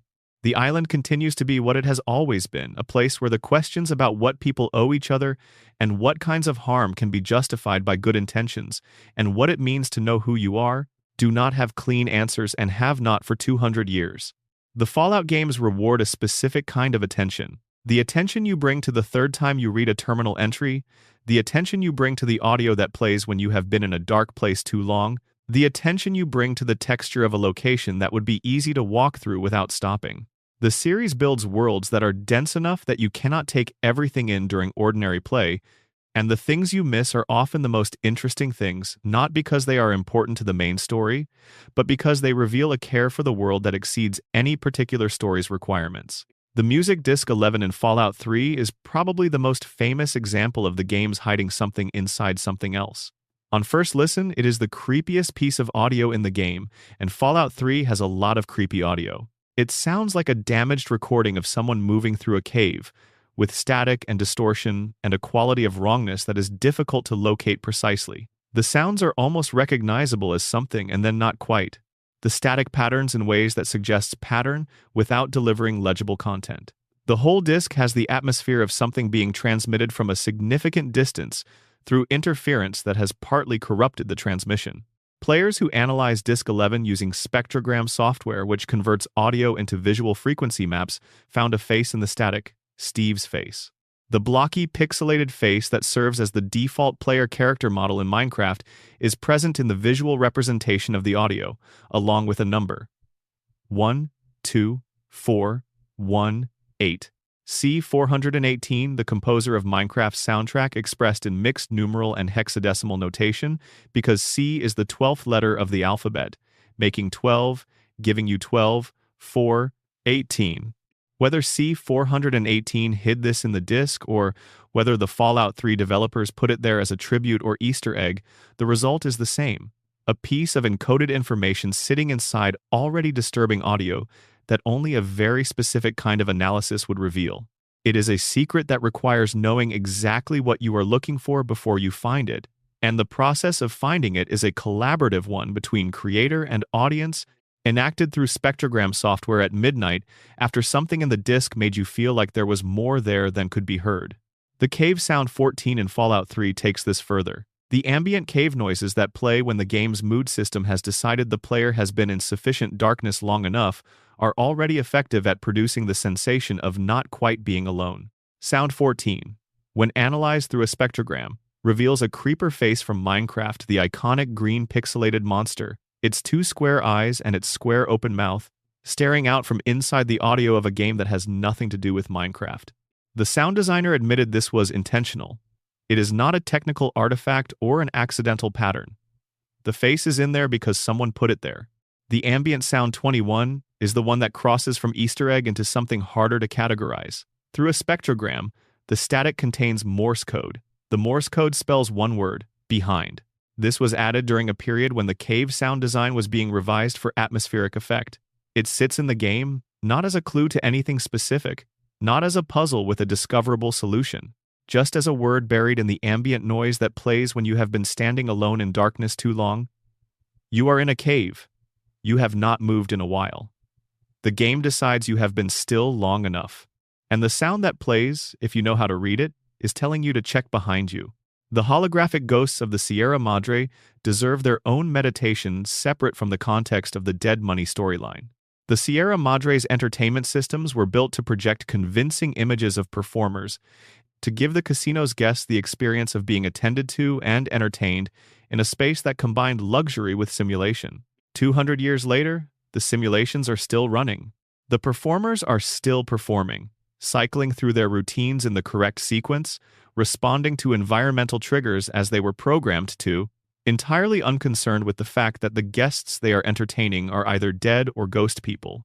The entertainment holograms have a quality that is specific to media artifacts. They are representations of people who no longer exist, playing in a loop that has been playing for so long that the loop itself has become what the thing is. Vera Keys's hologram is still performing in the Sierra Madre long after Vera Keys died. The image is perfect, the voice is perfect, the performance is exactly what it was designed to be. And none of that changes the fact that the person the image represents has been dead for 200 years, and that the loop her image is playing in is also a trap, and that the casino built around her memory has killed everyone who came to it. Nick Valentine's character in Fallout 4 is its own extended exploration of what this kind of preservation means for the person being preserved. Nick Valentine is a Gen 2 synth, an Institute product from an earlier period of the technology's development, who carries the memories and personality of a pre-war detective. Whether Nick Valentine is the pre-war detective, in any meaningful sense, or whether he is a construct built around those memories who has developed into something that the original man would not recognize, is a question the game returns to repeatedly without resolving. Nick experiences himself as a continuous person. He has memories of his pre-war life that he relates to as his memories, his past, his history. He has relationships that he maintains with the awareness that they are built on who he is, which is defined in part by those memories. The question of whether the experiences he has as the synth Nick Valentine are experiences being had by someone whose continuity with the pre-war Nick Valentine is real, or whether they are experiences being had by someone who has false memories of being someone else, is not a question the game resolves, because it is not a question the game believes is resolvable with available tools. The Cambridge Polymer Labs in Fallout 4 ran a specific kind of institutional failure that is worth understanding in detail. The facility was working on advanced polymer compounds for military applications research that requires specialized knowledge and controlled conditions and ongoing operations. When the bombs fell, the facility's security protocols activated. The researchers were told that their clearance level required them to remain on site until they received authorization to leave. The authorization was conditional on contact from the institution that issued the clearance. The institution ceased to exist. The authorization never came.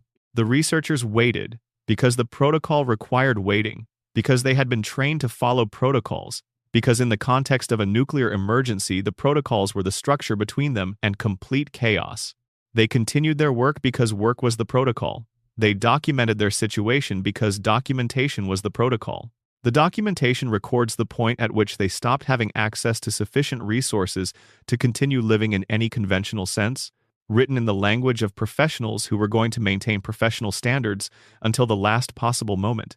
The Cabot House in Beacon Hill is one of Fallout 4's most eccentric side quests, and also one of its most quietly horrifying.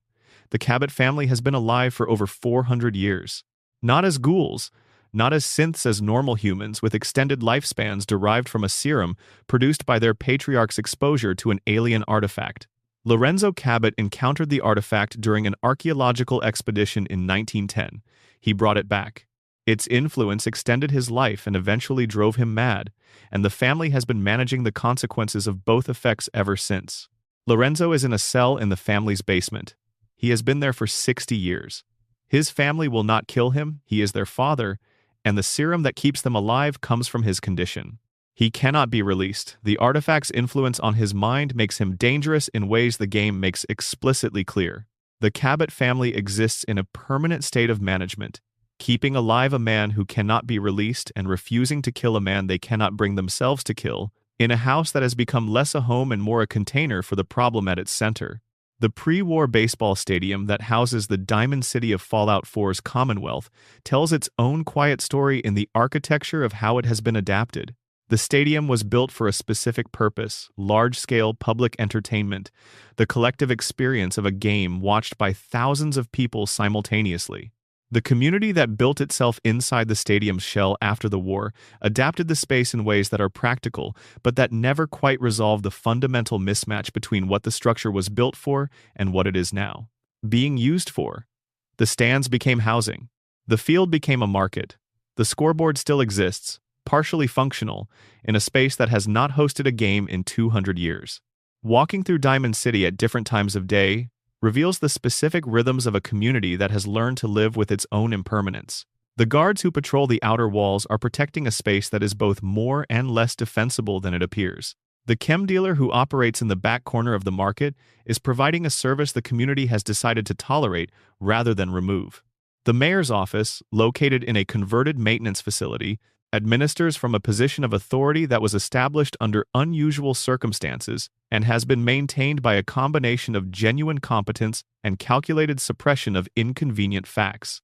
The Memory Den in Good Neighbor, where Irma offers access to stored pre-war memories, creates experiences that are the most direct confrontation in Fallout 4, with the specific texture of what was lost. The memories stored in there are not dramatic. They are not memories of the last days before the bombs, not memories of extraordinary events. They are memories of ordinary pre-war life. A child's birthday party, a working day, a conversation between people who have no idea that what they are living in is approaching its end. The ordinariness is the horror, because the ordinary world that produced these memories does not exist anymore, and these are the fragments of it that survived in the biology of people who are now dead or ghouls or in some other form that the memory does not prepare you for. Every Fallout game since the third has maintained a specific kind of narrative generosity, the generosity of leaving things unfinished, of building mythology that exceeds the stories currently being told in it, of planting evidence of things that have not yet been explained. Some of this is the practical consequence of building a world across multiple games over multiple decades. Some of it is deliberate artistic choice. Some of it is accidents that were embraced once they produced interesting ambiguity. The result, either way, is a universe with more questions in it than answers, and questions that have lived in the community's conversations long enough to develop their own histories. The Dunwich question is the one with the longest beard. It has been developing since Fallout 3's release in 2008, when the Dunwich building appeared in the capital wasteland without a complete explanation for what it was or what the obelisk at its bottom connected to. The Point Lookout DLC added the Creve Beckney and its connection to the Blackhall family and, by implication, to the same occult tradition the building represents. Fallout 4 added Dunwich Borers, the quarry in the Commonwealth, with Krem's tooth on the altar and the face under the water, and the flashbacks to pre-war ritual. Fallout 76 added the Lucky Hole Mine and the Interloper, which connects thematically if not explicitly to the same thread. What is present across all of these locations is something that the games declined to name completely. Ugg-Qualtoth is named in Fallout 3's supplementary material but not in the game itself. Krem-VH is implied by the name of the weapon found on the altar but never described. The Interloper is referenced by the Enlightened cult but never directly encountered.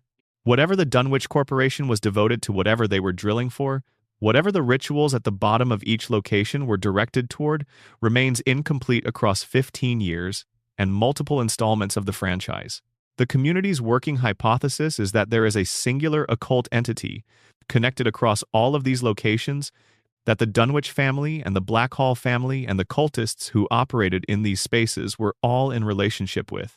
The entity is old in a way that predates any documented history. The carvings at the bottom of Dunwich Borers predate the quarry, which predates the bombed-out world, which predates the war that produced it. Whatever Krem-VH is, it was here before the Republic and will be here after the Wasteland. The worship is not the origin of the thing being worshipped.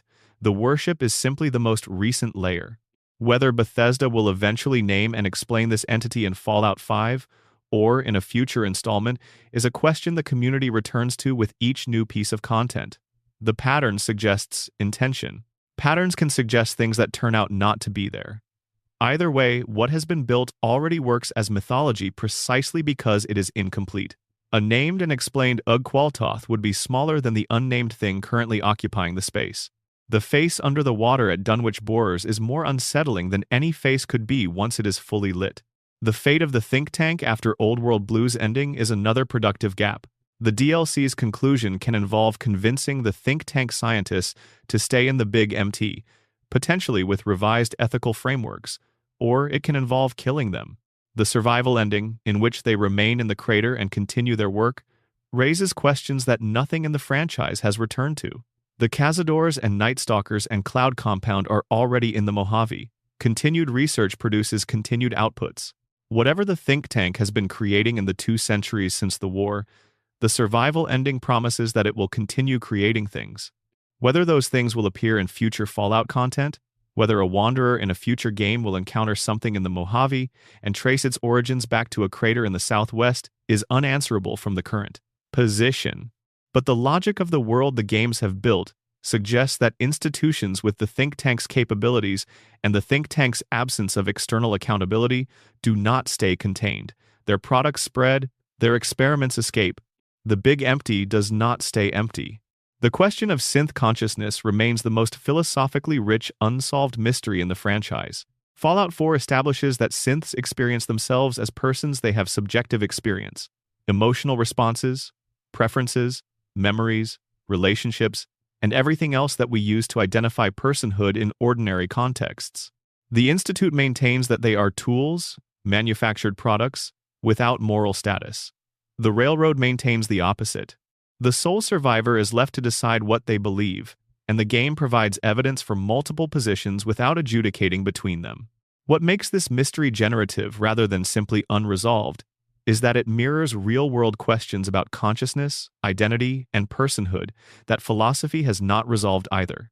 Whether a sufficiently sophisticated simulation of consciousness is consciousness, whether continuity of experience constitutes identity even when the substrate of that experience can be duplicated, Whether the distinction between authentic and artificial experience is coherent when experience is the thing in question? These are questions that human philosophy has been working on for centuries, and that the Fallout games have brought into their wasteland with a seriousness that rewards the attention you bring to them. The signal from Vault 81 in Fallout 4 runs on a frequency that was supposed to indicate all clear, a signal the Vault was designed to send when its population had stabilized enough to reintegrate with the surface world. The signal has been running, modified, intermittent, for 200 years.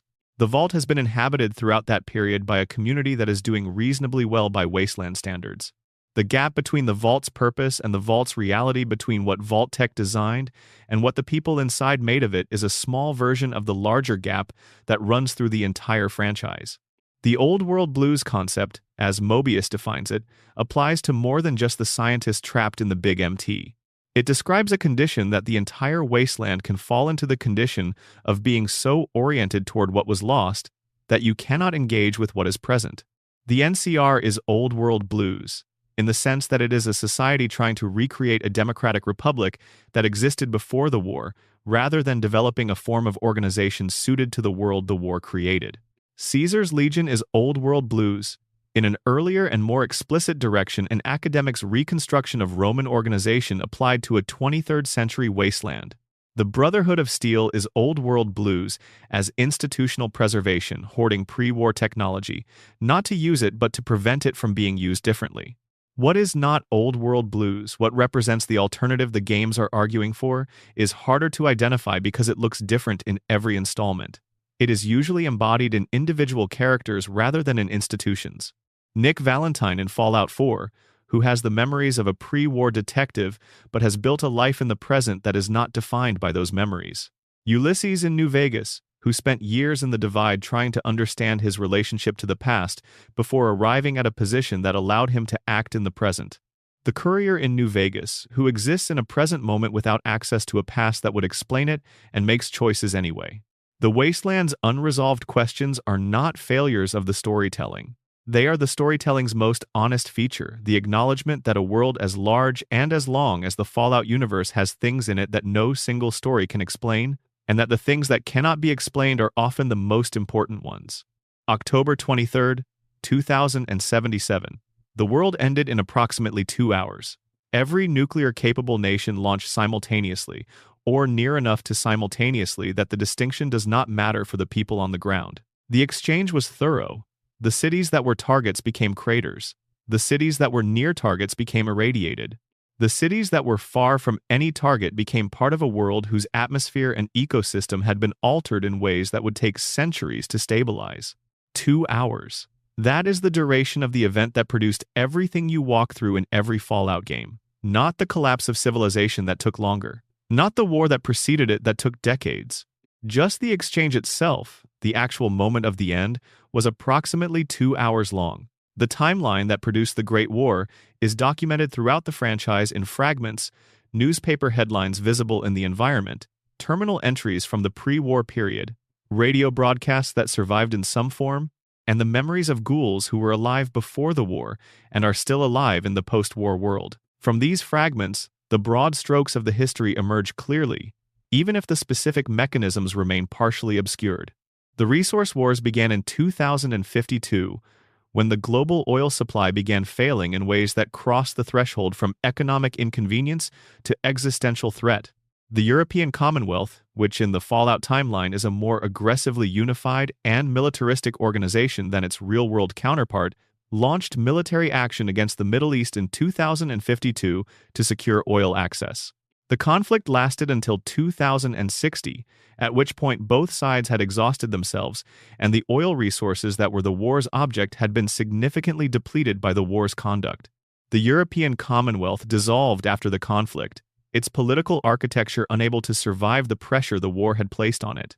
The United States watched all of this while managing its own crisis. Energy reserves were declining, domestic unrest was increasing. The government's response was a combination of technological development, fusion power, advanced nuclear systems, the robotics and automation that fill the wasteland with still functional pre-war machines, and political consolidation including martial law in areas where the unrest had grown beyond conventional management. Vault-Tec received its government contract during this period, with the official purpose of providing civilian nuclear shelter. The actual purpose was already in the design documents, already being planned in the same offices that were publicly advertising safety and security. China's invasion of Alaska in 2066 was the event that committed the two remaining superpowers to their terminal conflict. The Anchorage Campaign, the American operation to reclaim the Alaskan territory, lasted 11 years, ending in 2077 with American forces crossing back into China. The tactics developed during the Anchorage Campaign included the powered armor technology that is now iconic to the franchise, and the resource costs of the campaign accelerated the domestic instability that was already developing. The 11 months between the end of the Anchorage Campaign and October 23rd were not peaceful. They were the period in which both nations, having exhausted themselves in the conflict, had to manage the domestic consequences of what the conflict had cost them. In the United States, this meant food riots, localized martial law, and a government that was increasingly visible in its use of suppressive force. The Vault-Tec promotional materials from this period are among the most interesting artifacts in the franchise. Cheerful advertising for underground shelters in the context of a society that was visibly preparing for something terrible, with the specific quality of cheerfulness that corporations adopt when they need you not to think too carefully about what they are selling. Who launched first is not established in the game's canon. This is deliberate and important. The Great War's first-mover question is one that the games treat as genuinely unanswerable, not because the information was lost, but because in the specific dynamics of nuclear exchange, the concept of who launched first becomes incoherent past a certain threshold of escalation. The systems were automated beyond certain points. The protocols were designed to respond to perceived threats. The launch sequences, once begun, proceeded faster than human decision-making could stop them. Whether a human being made the final decision that ended the world, or whether the final decision was made by systems that humans had built to make exactly that decision in exactly those circumstances, is not something the records recover. The Fallout television show added a new dimension to the question in its first season, depicting a pre-war meeting between Vault-Tec executives and representatives of multiple major corporations. At this meeting, the proposal is made and apparently accepted. Vault-Tec will initiate the nuclear exchange. The rationale is control. Whoever owns the vaults owns the future, and whoever controls when the war begins controls the starting conditions. If nuclear war is inevitable, starting it on your own terms is a competitive advantage. Whether this plan was implemented, whether the bombs that fell on October 23rd were ultimately triggered by Vault-Tec rather than by a government, is something the show leaves ambiguous. The ambiguity is the point. The possibility that the company that built the shelters also caused the disaster those shelters were designed to address is not presented as fact, but as plausible reality, which is worse in some ways than fact would be. A fact can be condemned and responded to. A plausible reality just lives in the corner of everything you know about the world, coloring it in a particular way. The ghouls of the Fallout universe are the most direct physical evidence of the Great War's long-term consequences. People exposed to radiation at levels that did not kill them immediately, who survived and mutated over years into something that is recognizably human but changed in ways that extend lifespans to centuries, while slowly degrading the body's appearance, and, eventually, its cognitive function. Non-feral ghouls are the wasteland's historians. They were alive before the war, remember the world that ended, and have been watching what came after it for 200 years. Raul Alfonso Tejada, a companion in Fallout New Vegas, was born in 2044 in pre-war Mexico. He remembers his family, his childhood, his life before the bombs fell. He has watched civilization collapse and partially rebuild several times in the 200 years since, and his perspective on the Mojave's current conflicts is shaped by a depth of historical context that no one else in the game has access to. His weariness is specific, not the weariness of someone who is tired of their current situation, but the weariness of someone who has watched the same patterns repeat across multiple generations and multiple civilizations and cannot entirely suppress the knowledge of what those patterns tend to produce. The world that emerged from the Great War is not simply America devastated. It is a new world that has been building itself from the ruins of the old one for 200 years, with multiple competing visions of what that building should produce. The Brotherhood of Steel, preserving pre-war technology to prevent its misuse. The NCR, reconstructing democratic institutions for a post-apocalyptic context. Caesar's Legion, deliberately modeling itself on Roman organization as an alternative to the liberal democratic structures that preceded the war. The Institute, pursuing technological development as an end in itself. The Railroad, defining personhood broadly enough to include synthetics. Acadia, trying to survive in the middle of everyone else's ideological conflict. None of these visions is complete. None of them accounts for everything that the world requires. They are all, in different ways, responses to a specific crisis that happened 200 years ago, and they are all, in different ways, shaped by the assumptions of the pre-war world that the crisis destroyed. The factions of Fallout are people trying to build new things using tools inherited from the world that ended, in a world that those tools were not designed for, and the friction between the tools and the world produces most of what makes the games interesting. The radio keeps playing. The music of the 1940s and the 1950s, recorded by people who had no idea what was coming, plays over frequencies that somehow still have the infrastructure to carry them. Three Dog in the Capital Wasteland, Mr. New Vegas in the Mojave, Diamond City Radio in the Commonwealth. Each of these broadcasters is doing something that the pre-war world normalized and the post-war world made poignant, talking to whoever might be listening, playing music that was made for a world that no longer exists, maintaining the fiction that there is an audience out there worth broadcasting to. The fiction is true. There is an audience. You are walking through the wasteland with your Pip-Boy's radio turned on, and the music is playing, and whoever made it had no idea you would hear it. That gap between the moment a song was recorded and the moment it reaches you, across 2 centuries and a nuclear apocalypse, is the kind of thing Fallout understands better than almost any other franchise. The past persists. The things that were made persist.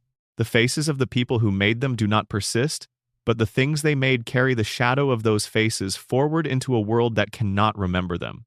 The wasteland is full of these shadows. Every terminal entry is one. Every holotape is one.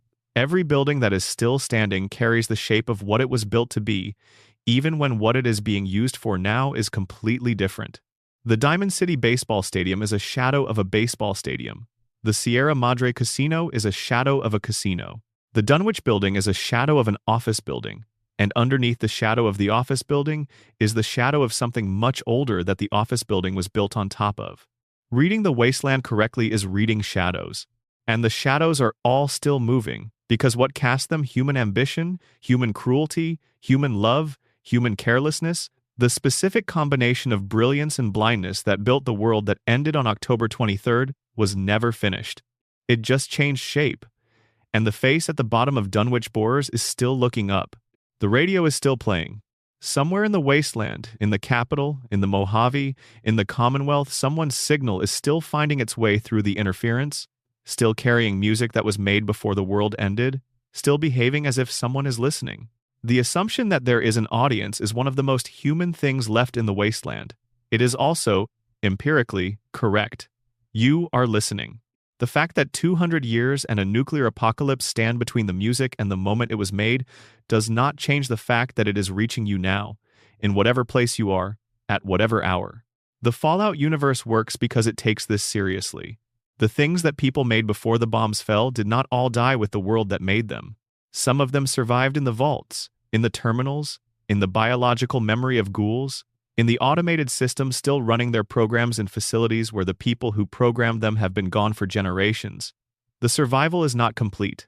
Most of it is fragments, partial records, degraded audio, the physical evidence of events without the context that made those events legible to the people who lived through them. What the games ask you to do, and what makes them endlessly interesting if you are willing to do it, is to take those fragments seriously. To read the terminal entries not as flavor text but as primary documents.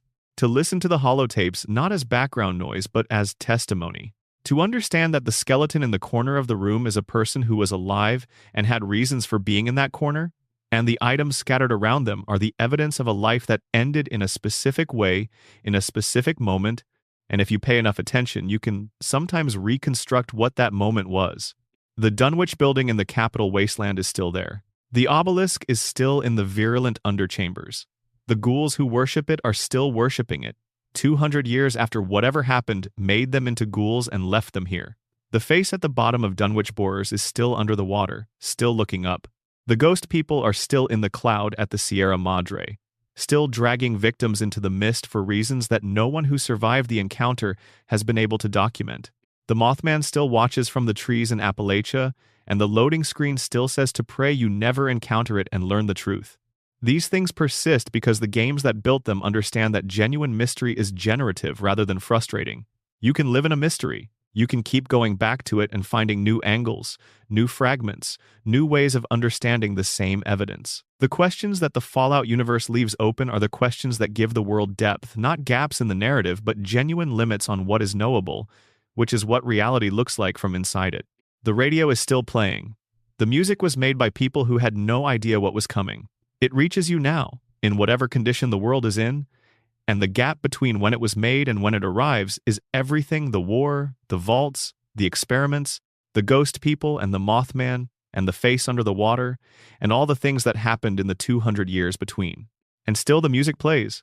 That too is something the wasteland holds. If you made it all the way through, thank you. Whether you're wide awake and following every word, or you've drifted off somewhere around the Sierra Madre, I hope the wasteland kept you good company tonight. There's always more to find out there in the ruins, and we've barely scratched the surface. Hit subscribe so you're here for the next one. Leave a comment if you want to. I love hearing from people who stayed the whole way through. Take care of yourselves. The signal's going now. End of script. The Children of Adam and the Theology of Destruction. The Children of Adam appear in multiple Fallout games, and their presence in each one raises slightly different questions about what it means to organize a spiritual life around the specific substance that ended the world. In Fallout 3, they are a small group gathering at Megaton, around the unexploded atomic bomb at the town's center, performing rituals that the town's other residents tolerate, with the particular mix of bemusement and caution that unusual faith communities inspire in their neighbors. They are odd, but not threatening in the base game.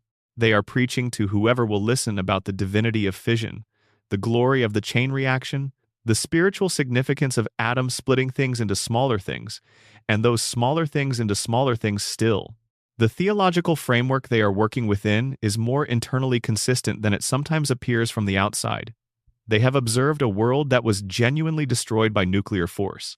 They have observed that the radiation from that destruction, rather than producing only death, has also produced new life ghouls, mutated plants, the entire altered ecology of the post-war world. They have observed that the same force that kills in concentrated doses enables adaptation in lower ones, that the boundary between what radiation destroys and what it transforms is a boundary they can move across if they manage their exposure carefully.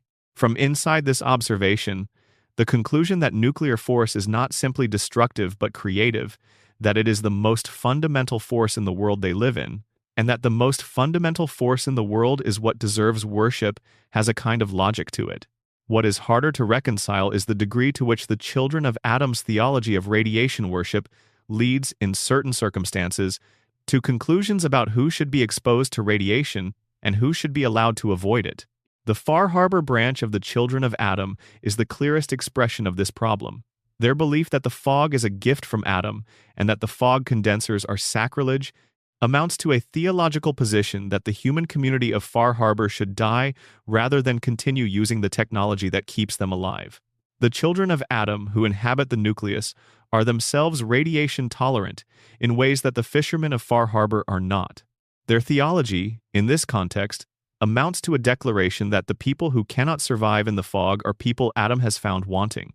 This is not uniquely a religious problem. The Fallout universe contains secular ideologies with the same structure, the same conviction that a specific vision of humanity's future justifies the harm required to achieve it. But the religious framing adds a particular flavor to it. When Caesar builds his legion by conquest and forced assimilation, he is arguing from a theory of historical necessity. When the Children of Adam argue that the fog should cover everything, they are arguing from the will of a God who communicated that will through the detonation of nuclear weapons across an entire planet. The scale of the claimed authority is different in kind. The nucleus itself, as a location, is one of the more effective pieces of environmental storytelling in the Far Harbor DLC. A decommissioned ballistic missile submarine converted into a temple has a specific quality: the technical infrastructure of mass destruction overlaid with the visual vocabulary of devotion. The control panels that once directed missile launches now serve as altars. The launch tubes that once held warheads now hold the icons of a faith built on the premise that warheads are holy.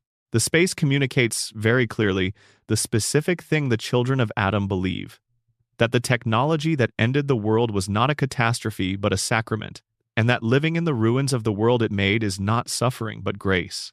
Whether the children of Adam are right, whether the force that reorganized the world's biology after the Great War is something that deserves reverence, is a question the games present without adjudicating. The Wasteland does not answer philosophical questions by consensus.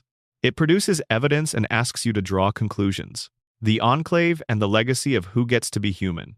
The Enclave is the most direct continuation of the pre-war American government in the Fallout universe, a remnant of the executive branch and the military-industrial infrastructure that survived the war in offshore facilities and continued operating as if their authority was still legitimate and their mandate still clear. They appear in multiple Fallout games, and in each appearance they are defined by a specific belief about the relationship between genetic purity and legitimate humanity in the post-war world.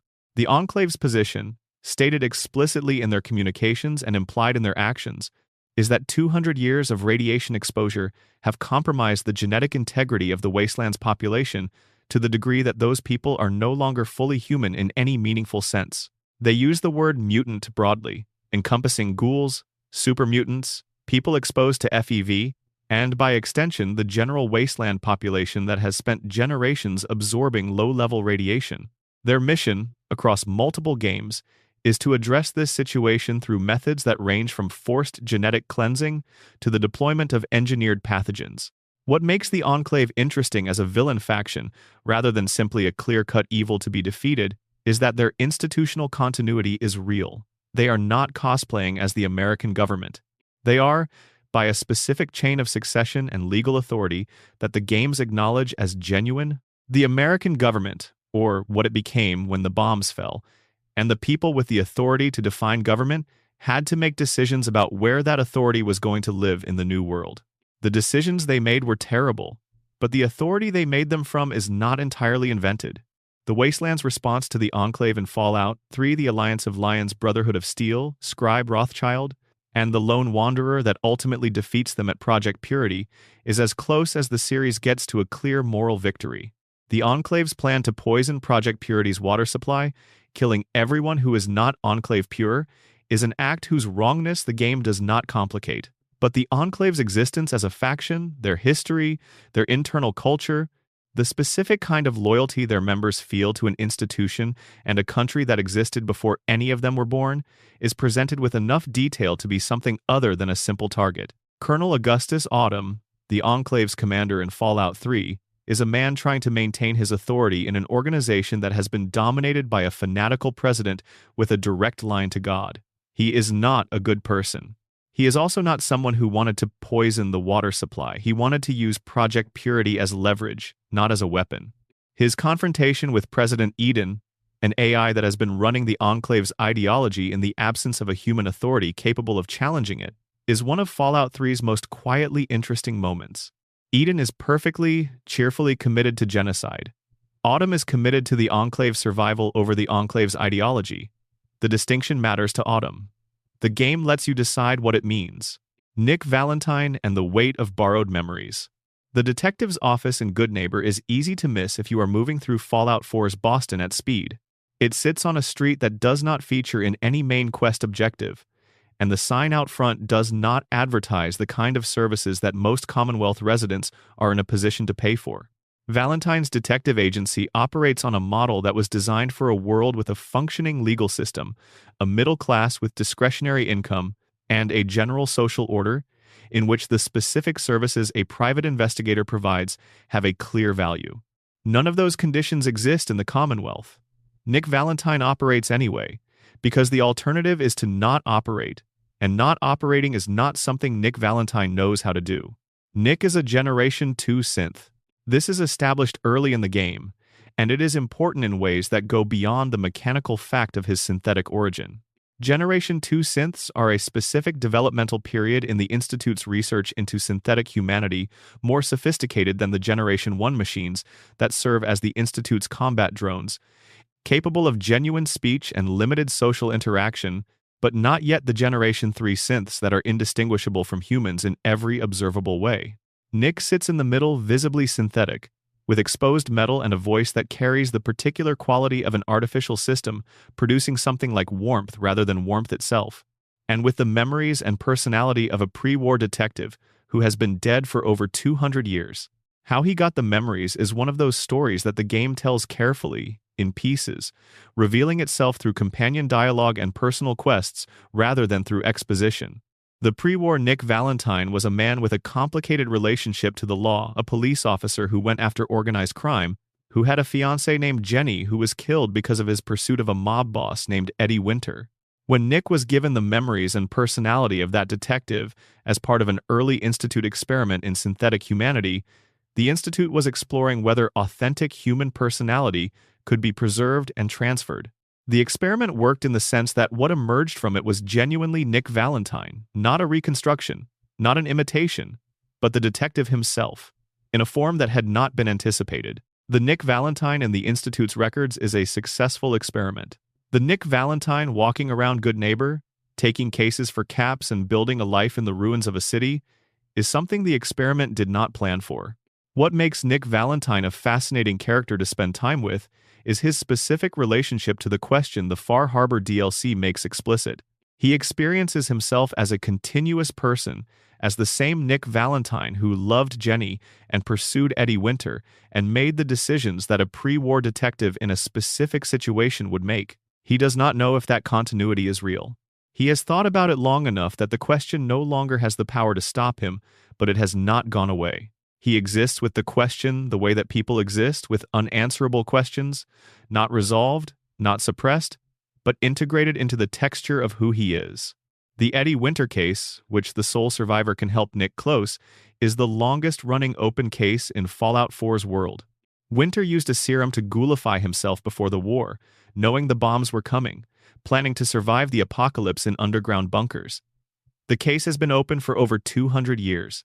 Nick has been carrying it for however long he has been operating as a detective, and the case has been growing older and colder with each year that passes. Closing it means finding Winter in his bunker and ending the story. The moment when Nick looks at what was once the man responsible for Jenny's death, now a feral ghoul, barely present in any form that could be held accountable for what he did, is one of the more honest pieces of emotional writing in Fallout 4. The resolution does not provide what resolution is supposed to provide. Winter is not capable of understanding what is happening. There is no confrontation. The story ends, but the ending is not the ending Nick needed. That gap between the ending that is possible and the ending that was needed is where Nick Valentine lives. The same gap, scaled up, is where the wasteland lives. The railroad and what it means to choose sides on behalf of people who cannot choose. The railroad operates out of a former church in Boston, accessible through a puzzle that only people who already know they are looking for it would think to solve. The organization is small, secretive, and devoted to a single purpose: freeing synths from the Institute and helping them establish new lives in the wasteland. They do this at considerable personal risk, because the Institute pursues escaped synths aggressively, and the Brotherhood of Steel views synths as property, and the wasteland at large has opinions about artificial people that range from indifferent to hostile. What makes the railroad philosophically interesting is the specific nature of the ethical commitment they are working from. They believe synths are people. Not because they have proven it, the game makes clear that the question of synth consciousness is genuinely contested, but because the evidence that synths have experiences is sufficient to make the cost of being wrong catastrophic. If synths are people and you treat them as property, you have participated in one of the worst harms imaginable. If synths are not people and you treat them as people, you have wasted resources on objects. The asymmetry of these two error types is the railroad's operating premise.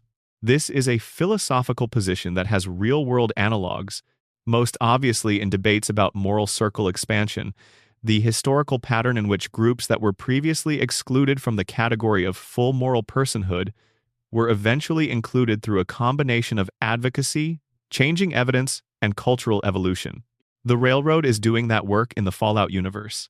In an environment where one of the parties with the most direct stake in the outcome, the synths themselves cannot reliably report their own experience in a way that settles the question.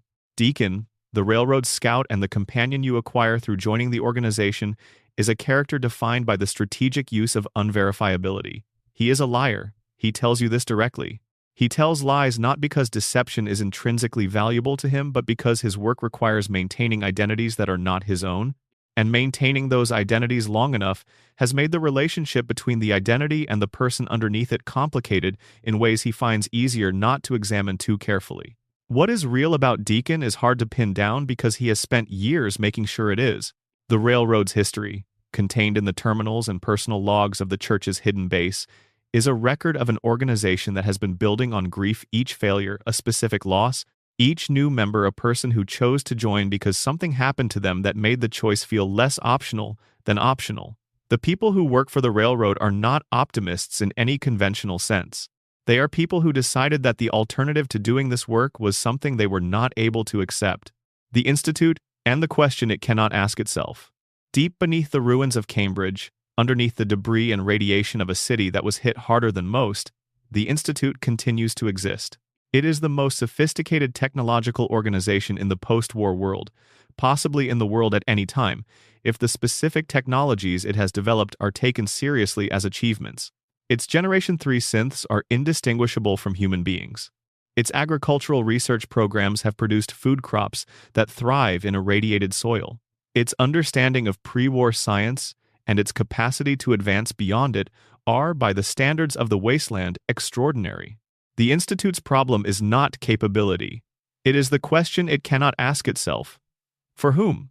The Institute conducts research for its own members, who live in a clean and comfortable environment underground, eating food its agriculture produces, protected by synths it manufactures, advancing in a technological program that has been running for 200 years with no external accountability. The research produces things the synths most visibly, but also a range of other technologies that leak into the wasteland through various channels that affect people. The Institute does not consider its constituency. It replaces people with synth copies without their consent. It kidnaps surface dwellers for research purposes. It treats the Commonwealth not as a community it is part of, but as a resource it draws from. Father, the Institute's leader when the sole survivor arrives in Fallout 4, is the sole survivor's son, a man who was a child when the war began and is now old, having spent his life inside the Institute, having made peace with what the Institute is in a way that makes him genuinely comfortable with decisions that the sole survivor might find difficult to accept. The conversation between them, which runs through a substantial portion of the game, is a conversation about how people develop their understanding of right and wrong inside institutions that have specific interests, and how those understandings can diverge from external perspectives in ways that neither party can fully account for. Father believes in the Institute's mission. He believes genuinely that what the Institute is doing represents humanity's best chance at a meaningful future. He has thought about the ethical objections to the Institute's methods and reached conclusions that allow him to continue directing those methods with clear conscience. He is not a villain in the way that Fallout typically offers villains. He is a person who made specific choices in a specific context and who understands those choices as right. The sole survivor's position coming from outside the Institute, from the surface world that the Institute treats as a resource, puts them in a position to ask the question that Father cannot ask himself. Not to answer it necessarily, but to ask it and to hold it in a way that the Institute's internal culture does not allow its members to hold. Whether the Institute is ultimately destroyed or reformed or preserved depends on the player's choices, and none of the available endings resolves the questions the Institute raises. The technology does not disappear when the building does. The synths that escaped over the years do not cease to have whatever they have when the Institute stops tracking them. The research that was done is done. The world is different for the Institute having existed, regardless of whether the Institute continues to exist. On the radio and what persists. There is something that happens when you find a working radio in a game set in the ruins of civilization. The music that plays through it was made by people who are dead. The frequency that carries it was built by engineers who are dead. The systems that allow it to continue broadcasting, in some cases appearing to run autonomously, without maintenance, for 200 years are themselves a kind of ghost, infrastructure outlasting the intention that created it. Fallout's radio stations are among the most carefully constructed elements of the game's world building, not because they are technically impressive, but because they solve an emotional problem that post-apocalyptic fiction frequently encounters. A world of only ruins and violence has no texture. It communicates devastation, but not the value of what was devastated. The pre-war music that plays through the Wasteland's radios is the texture. It is the ongoing presence of a world that ended, reaching across 200 years to be present in the world that replaced it. Galaxy News Radio in Fallout 3 broadcasts from the ruins of the Museum of History in Washington, maintained by a ghoul named Three Dog who has been doing his own broadcasting since the station went live. Three Dog plays music and reports the news, the actual news, what is happening in the capital wasteland right now, who the players are, and what the conflicts are, and what the status of the various factions and individuals is. He frames the lone wanderer's journey for listeners who will never see it directly, and in doing so, he creates an audience for events that would otherwise happen in private. The music Three Dog plays was made in the 1930s, 40s, and 50s by artists who performed in studios that no longer exist, for audiences who are almost certainly dead. The songs are about things that the post-war world has no immediate use for: love affairs, seasonal changes, the specific texture of a social life organized around dance halls and romance, and the assumption that tomorrow will be roughly similar to today. None of this applies to the capital wasteland. All of it applies to the experience of listening to it while walking through the capital wasteland, because the contrast between the music's world and the world you are actually moving through is itself information about what was lost. Mr. New Vegas, the DJ of Radio New Vegas and Fallout New Vegas, is an AI, a voice without a body, a personality without a person, a broadcaster that has been maintaining its professional cheerfulness and its commitment to remaining neutral in the Mojave's conflicts because its programming was written before the war and the war did not update its parameters. He plays music and reads announcements and occasionally comments on events in a way that reveals an awareness of the Mojave's situation that exceeds what a purely mechanical system would produce. Whether this constitutes genuine personality or a sufficiently sophisticated simulation of personality is the same question that the franchise asks about synths, asked about a radio DJ. Diamond City Radio in Fallout 4 is hosted by Travis Miles, who begins the game as one of the most anxious broadcasters in the wasteland, a man who genuinely wants to do the work, but whose relationship with live performance is characterized by visible, physical distress. His evolution over the course of the game, through a personal quest that ends with him delivering exactly the kind of broadcast he always wanted to deliver, is one of the more purely satisfying character arcs in Fallout 4. He becomes, by the end, someone who sounds like he belongs on the radio, not because he changed who he was, but because he found the version of himself that could do what he wanted to do. Each radio station is an argument about why the work of broadcasting matters in a broken world.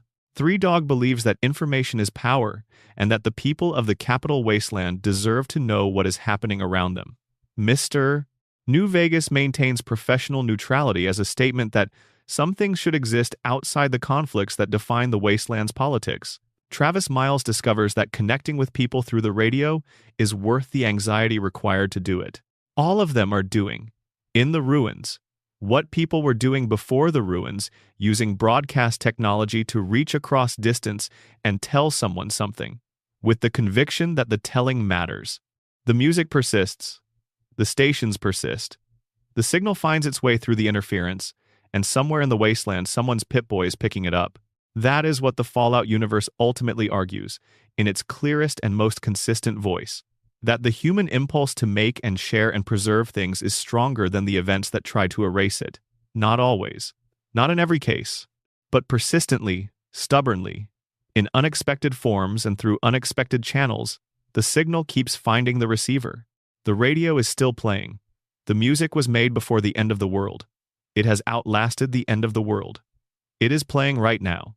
There is a category of Fallout character that appears across the series in different forms. The person who survived something that should have killed them, who came out the other side changed so completely that the word survivor no longer quite contains what they are. The marked men of the Divide are the most extreme version of this in the franchise. They are soldiers, NCR and Legion, both sides of a conflict that was ongoing when the Divide collapsed, who were present when the underground detonations fractured the Earth and generated the permanent environmental disaster that the Lonesome Road DLC asks you to walk through. The forces involved were not killed by the event. They were transformed by it. The specific mechanics of what happened, the pressure waves from underground detonations, the heat and debris, the toxic atmospheric effects of the environmental collapse stripped them of their skin, not as metaphor. The marked men encountered in the divide have no skin in the conventional sense. Their bodies have adapted to the exposed condition in ways that biology in the normal world should not allow, and the adaptation required enough time and enough sustained exposure that what emerged from it is something that NCR and Legion markings no longer reliably distinguish.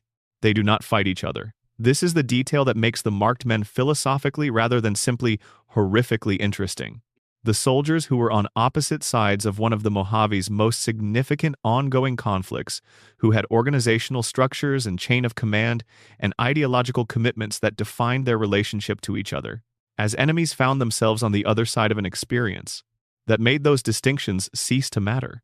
In the divide, the only distinction that remained legible was between things that had survived the event and things that had not, and the marked men organized around that distinction. What they became is not a community, exactly. There is no evidence of cooperation or social structure beyond the shared orientation toward anything that comes into the divide from outside. They do not build.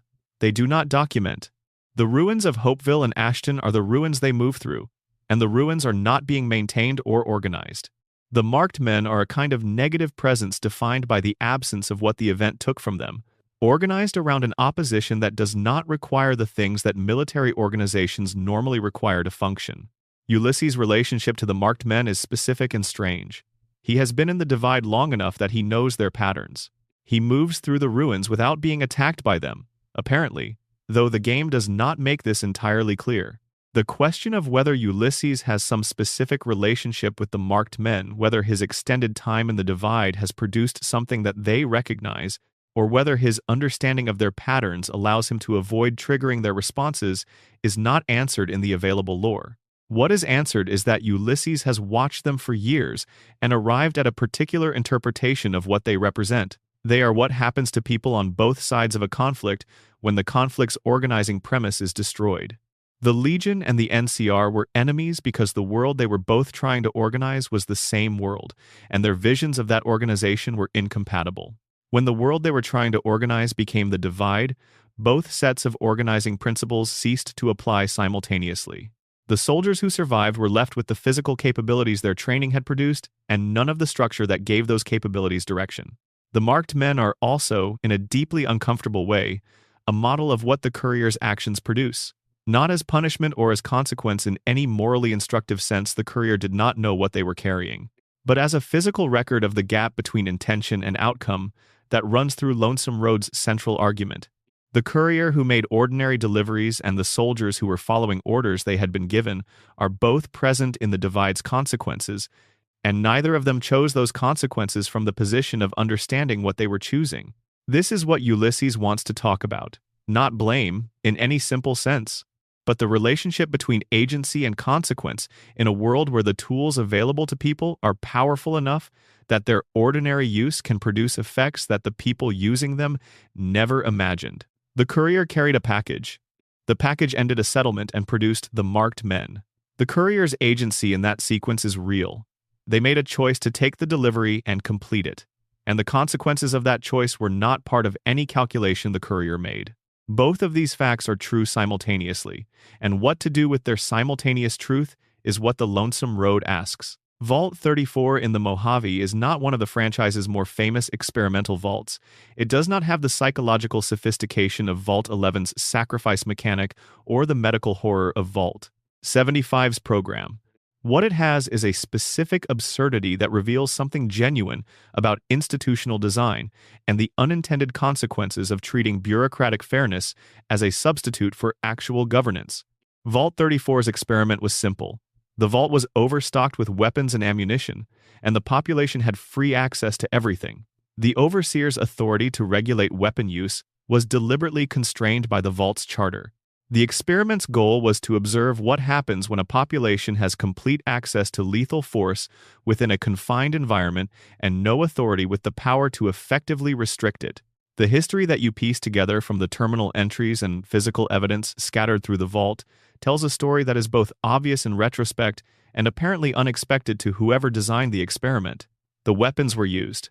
Not immediately, not in the first generation, but over time, as the stresses of vault living accumulated and the social structures that the vault's population developed proved insufficient to contain conflicts that would, in a world with functioning law enforcement and less accessible lethal force, have remained non-lethal.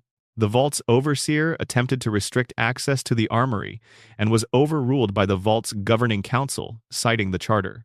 The council was doing exactly what the charter required them to do. The consequences were exactly what armed escalation in a confined space tends to produce. When you explore Vault 34 in Fallout New Vegas, the radiation from the reactor breach is high enough that only characters with substantial radiation resistance can move through the lower levels.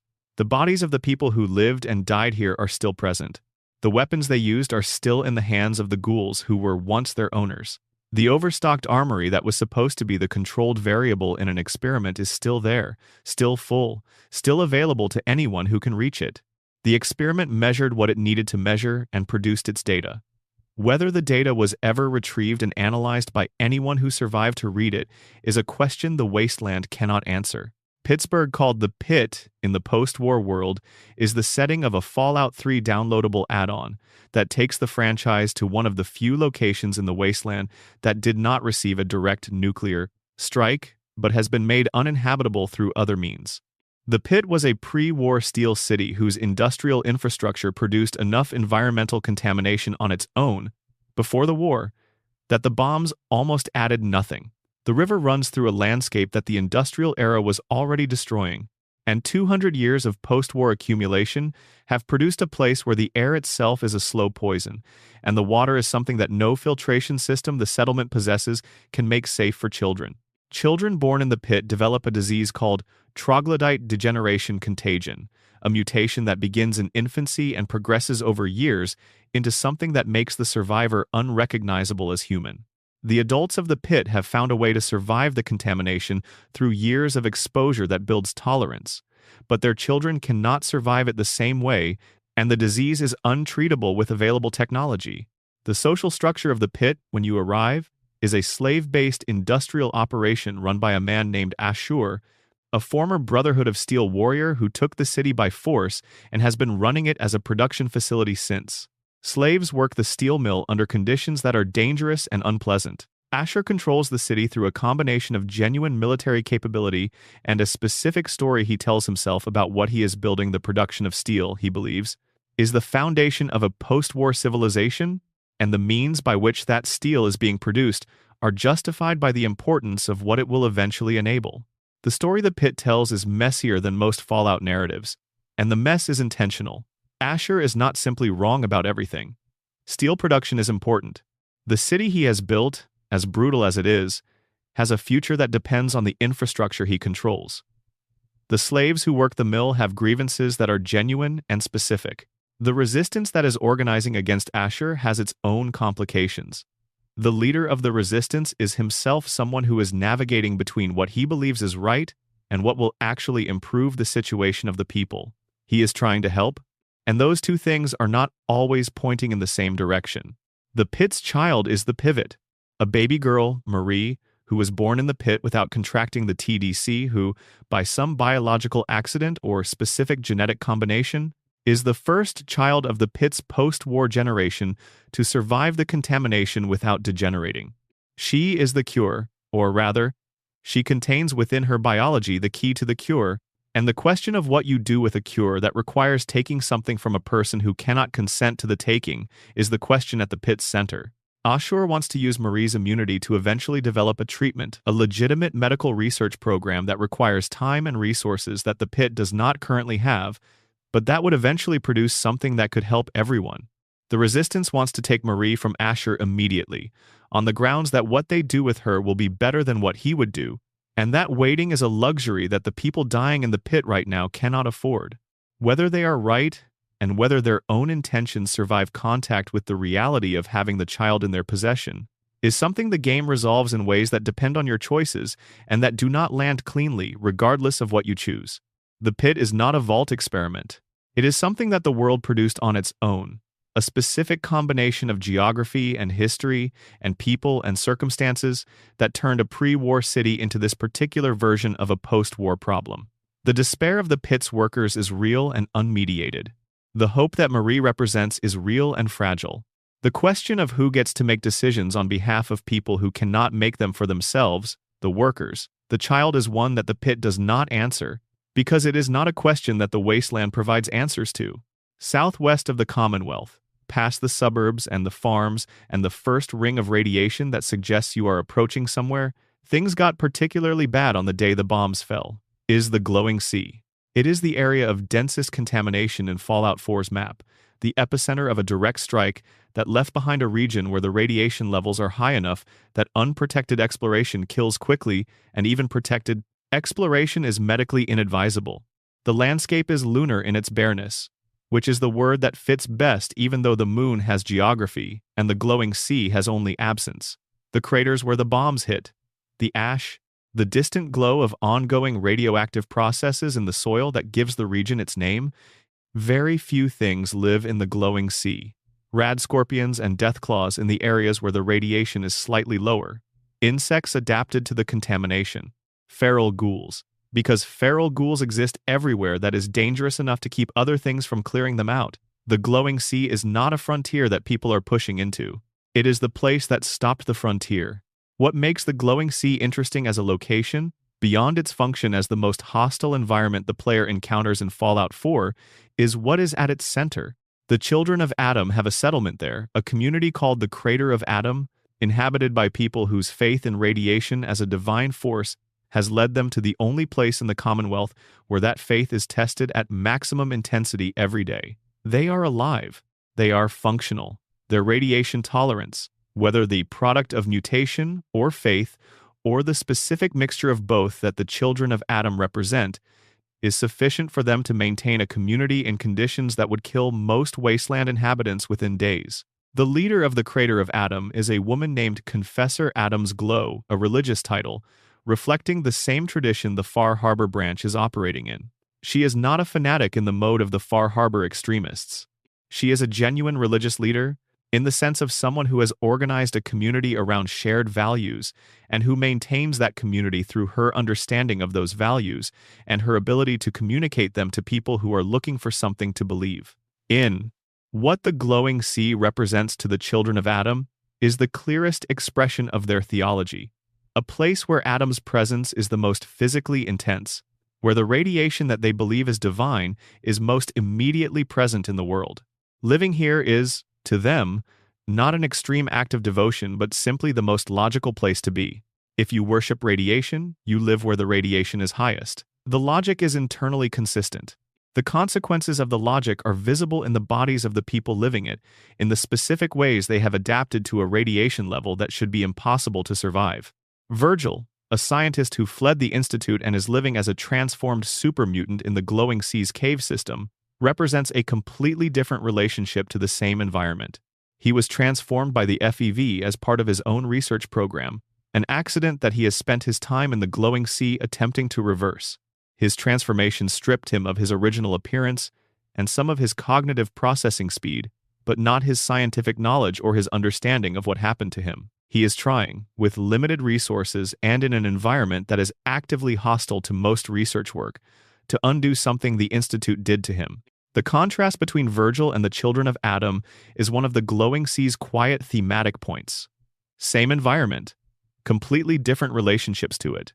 Virgil experiences the glowing sea as a prison, the worst possible place to do the work he needs to do, chosen because it is the place where the Institute is least likely to look for him. The children of Adam experience it as a sanctuary. The environment does not determine the experience of it. The story you bring to the environment determines the experience of it, and both stories can be genuine simultaneously. The glowing sea is also one of the best examples in Fallout 4 of a location that the main quest requires you to visit, and that most players visit once and do not return to, because returning is physically costly. The result is an area of the game that has enormous environmental detail and storytelling investment that many players never engage with beyond the minimum required to advance the plot. The children of Adam are there. Virgil is there. The glowing sea itself is there, with its specific visual quality, the light that gives it its name, The eerie atmospheric glow that appears to come from the ground itself that is genuinely beautiful in its way, before you remember what produced it. What the Fallout universe is ultimately about, beneath all the specific stories and specific characters and specific mysteries, is the question of what comes after. After the worst thing that can happen to a civilization, when the survivors have to decide what kind of world they are going to build in the space that the disaster cleared, with the tools available to them, what do they choose? What do they preserve? What do they abandon? What do they invent? The franchise's consistent answer is all of it, simultaneously. The NCR preserves the Democratic Republic because the people who built it believed in it and passed that belief to their children. The Brotherhood of Steel preserves the technology because the technology represented humanity's best capability, and the Brotherhood's founders could not accept that it should be lost. Caesar's Legion preserves the military discipline and hierarchical organization because Caesar believed those were the load-bearing elements of any civilization capable of surviving. The Institute preserves scientific research because the people who founded it believed that advancing human knowledge was the precondition for any meaningful future. Each of these preservation projects carries with it the assumptions and blind spots of the people who designed it. The NCR reproduces the bureaucratic inefficiency and corruption of the pre-war republic along with its values. The Brotherhood reproduces the elitism and insularity of military culture along with its discipline. The Legion reproduces the violence and slavery of Roman conquest, along with its organizational clarity. The Institute reproduces the detachment and ethical blindness of academic institutions, along with their scientific capability. The franchise does not suggest that these failures mean the preservation projects were wrong. It suggests that preservation projects inevitably carry the full package of what they are preserving: the good and the bad, the values and the contradictions, the vision and the limitations. The question the games ask is not whether you preserve, but what you preserve, and whether you do it with enough self-awareness to understand what you are carrying along with the things you intended to carry. The wasteland that results from 200 years of these preservation projects competing and colliding and occasionally cooperating is messy in exactly the way that history is messy, not organized around a clear moral through line, not building toward an obvious conclusion, but generating the specific texture of a world that is being made by people with competing visions and incomplete information and genuine investment in the outcomes. The face at the bottom of the water in Dunwich Borers is looking up at all of it. It was looking up before the Republic, before the resource wars, before the bombs. It will be looking up when whatever comes after the current wasteland has also run its course. It is patient in the way that things that existed before history began are patient, the kind of patience that does not wait because waiting implies time. That simply is, that continues to be regardless of what the surface above it produces or destroys. The radio keeps playing, the signal keeps finding the receiver. The things that people made continue to move through the world, looking for someone to receive them. And somewhere in the Mojave, on a frequency that somehow still carries, a song that was recorded before the end of the world is playing for whoever is listening. You are listening. The fact that you are listening is everything. There is a terminal in the ruins of a building in every Fallout game that nobody has read. It is not a famous terminal. It is not connected to any quest. It is not going to give you anything useful. It is just a terminal, with a few entries, in a room that most people walk through without stopping because the room does not contain anything they need. The terminal entries describe ordinary things: someone's work schedule, a complaint about a coworker, a note about a supply order that came in wrong, a brief, optimistic entry about plans for the upcoming weekend. Then the entries stop because the weekend that was planned never arrived in the way it was planned, because the bombs fell, and the person who was going to have that weekend was in a building in a city that the bombs targeted, and the terminal has been sitting in the ruins of that building for 200 years, waiting for someone to come read about the weekend that was never had. The Fallout games are full of these terminals. The ones that are not connected to any quest, that do not reward you with any caps or experience or items, that contain nothing but the ordinary evidence of lives that were being lived right up until the moment they were not. They are the most honest thing in the games, more honest than the large stories about factions and power and the fate of civilizations, because the large stories are composed, and the terminal entries are just what someone wrote down because they needed to write it down. The person who planned the weekend was real in the same way that any character in a story is real, which is the only kind of real that characters in stories ever get to be. Their plans were real. Their ordinary frustrations and ordinary hopes were real. The entries they left in the terminal are the record of a person having a life, and the abrupt stop of the record is the record of that life ending. And the 200 years of silence after the abrupt stop is the record of a world in which the life that person was living no longer exists as a context. Reading the terminal before moving on is the thing the Fallout games encourage without requiring. The terminals are there. They are accessible. They contain actual content. Whether that content matters to your progress through the game is up to you, and it does not matter in any way that the game measures or rewards. It matters in the way that attention to small things matters, in the way that the difference between walking through a room and being present in a room is a difference that does not change the room, but changes you. The Fallout games are, among many other things, an argument for that kind of attention. For the terminal, nobody reads. For the holotape in the corner of the room where nothing important happens. For the skeleton with the specific arrangement of items next to it that tells you exactly what they were doing and why they were in that corner when the bombs fell. If you spend a moment looking at the arrangement rather than walking past it toward the next objective, the face under the water at Dunwich Borers rewards that attention. So does the terminal nobody reads. So does the music that is still playing on a frequency you might not have tuned to yet. There is always more to find. That is the promise the wasteland makes and keeps. There is always more. In the dark corners and the rooms nobody goes to and the frequencies nobody tunes. You could spend years here and not see everything. You could spend lifetimes here and not read every terminal.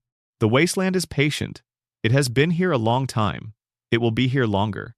And the signal is still going. There is a moment in every Fallout game that is not a horror moment and not an action moment and not a narrative moment.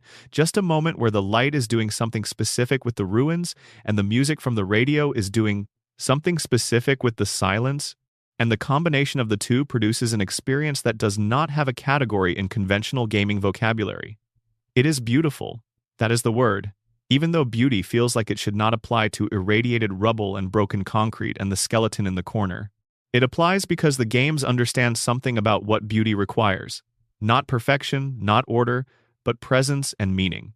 The ruins of the Capitol building in Fallout 3 have meaning because they are the ruins of something that was supposed to be permanent and proved to be anything but. The sunset over the Mojave in New Vegas has meaning because it falls on a world that has rebuilt itself partly and badly and is still trying. The Commonwealth in Fallout 4 has the specific meaning of a place where people have been alive in very difficult conditions and have left evidence of that aliveness everywhere in the settlements they built, in the way they decorated the settlements, in the gardens they planted in places that received just enough sunlight to make gardening possible. The people of the wasteland decorate their spaces. This is the detail that the games use to communicate something true about human nature, the same thing that makes prisoners paint murals on cell walls and children draw pictures on whatever surface is available. People make things beautiful when they have the materials and the time, not because beauty is practical, but because beauty is necessary in a way that transcends practicality. The settlements of the Commonwealth are full of decorative elements that serve no functional purpose. Potted plants, painted signs, arrangements of pre-war objects that were chosen for how they look rather than what they do. Someone, in the ruins of everything, decided that this corner needed a flower, and the flower is there. The Fallout games honor that impulse. They are detailed environments built by people who could have made them functional without making them beautiful, and chose to make them both. The specific texture of a ruined building, the way the wallpaper has peeled, and the floorboards have warped, and the furniture has been moved by whoever came after, and the light comes in at a specific angle through the gaps in the wall. This is the work of artists who understood that the ruins needed to feel like somewhere, not just something, and who spent enormous amounts of time making them feel that way. Fallout is a franchise about catastrophe and the experience of catastrophe, and what people do when catastrophe becomes the permanent condition. But it is also a franchise about beauty in the middle of catastrophe, the stubborn, unnecessary, entirely human insistence on making things that are more than what they need to be. The terminal nobody reads is beautiful because someone wrote it. The music on the radio is beautiful because someone performed it, and someone preserved it, and someone built a system that is still carrying it 200 years later. The flower in the corner of the settlement is beautiful because someone put it there. These are the things that make the wasteland worth exploring. Not the lore, not the mysteries, not the factions, though all of those things matter. The flower in the corner, the terminal nobody reads, the signal's still going. There is something worth being present for in every room of every building, in every corner of every Fallout game, if you bring the attention that finds it. The wasteland is not empty. It is full of things that people made and left behind. And the making and the leaving behind are both acts of profound human stubbornness, the refusal to pass through the world without marking it, the refusal to let the marking disappear without a record, the refusal to let the record stay unread. You are reading the record now? The wasteland thanks you for the attention. Good night.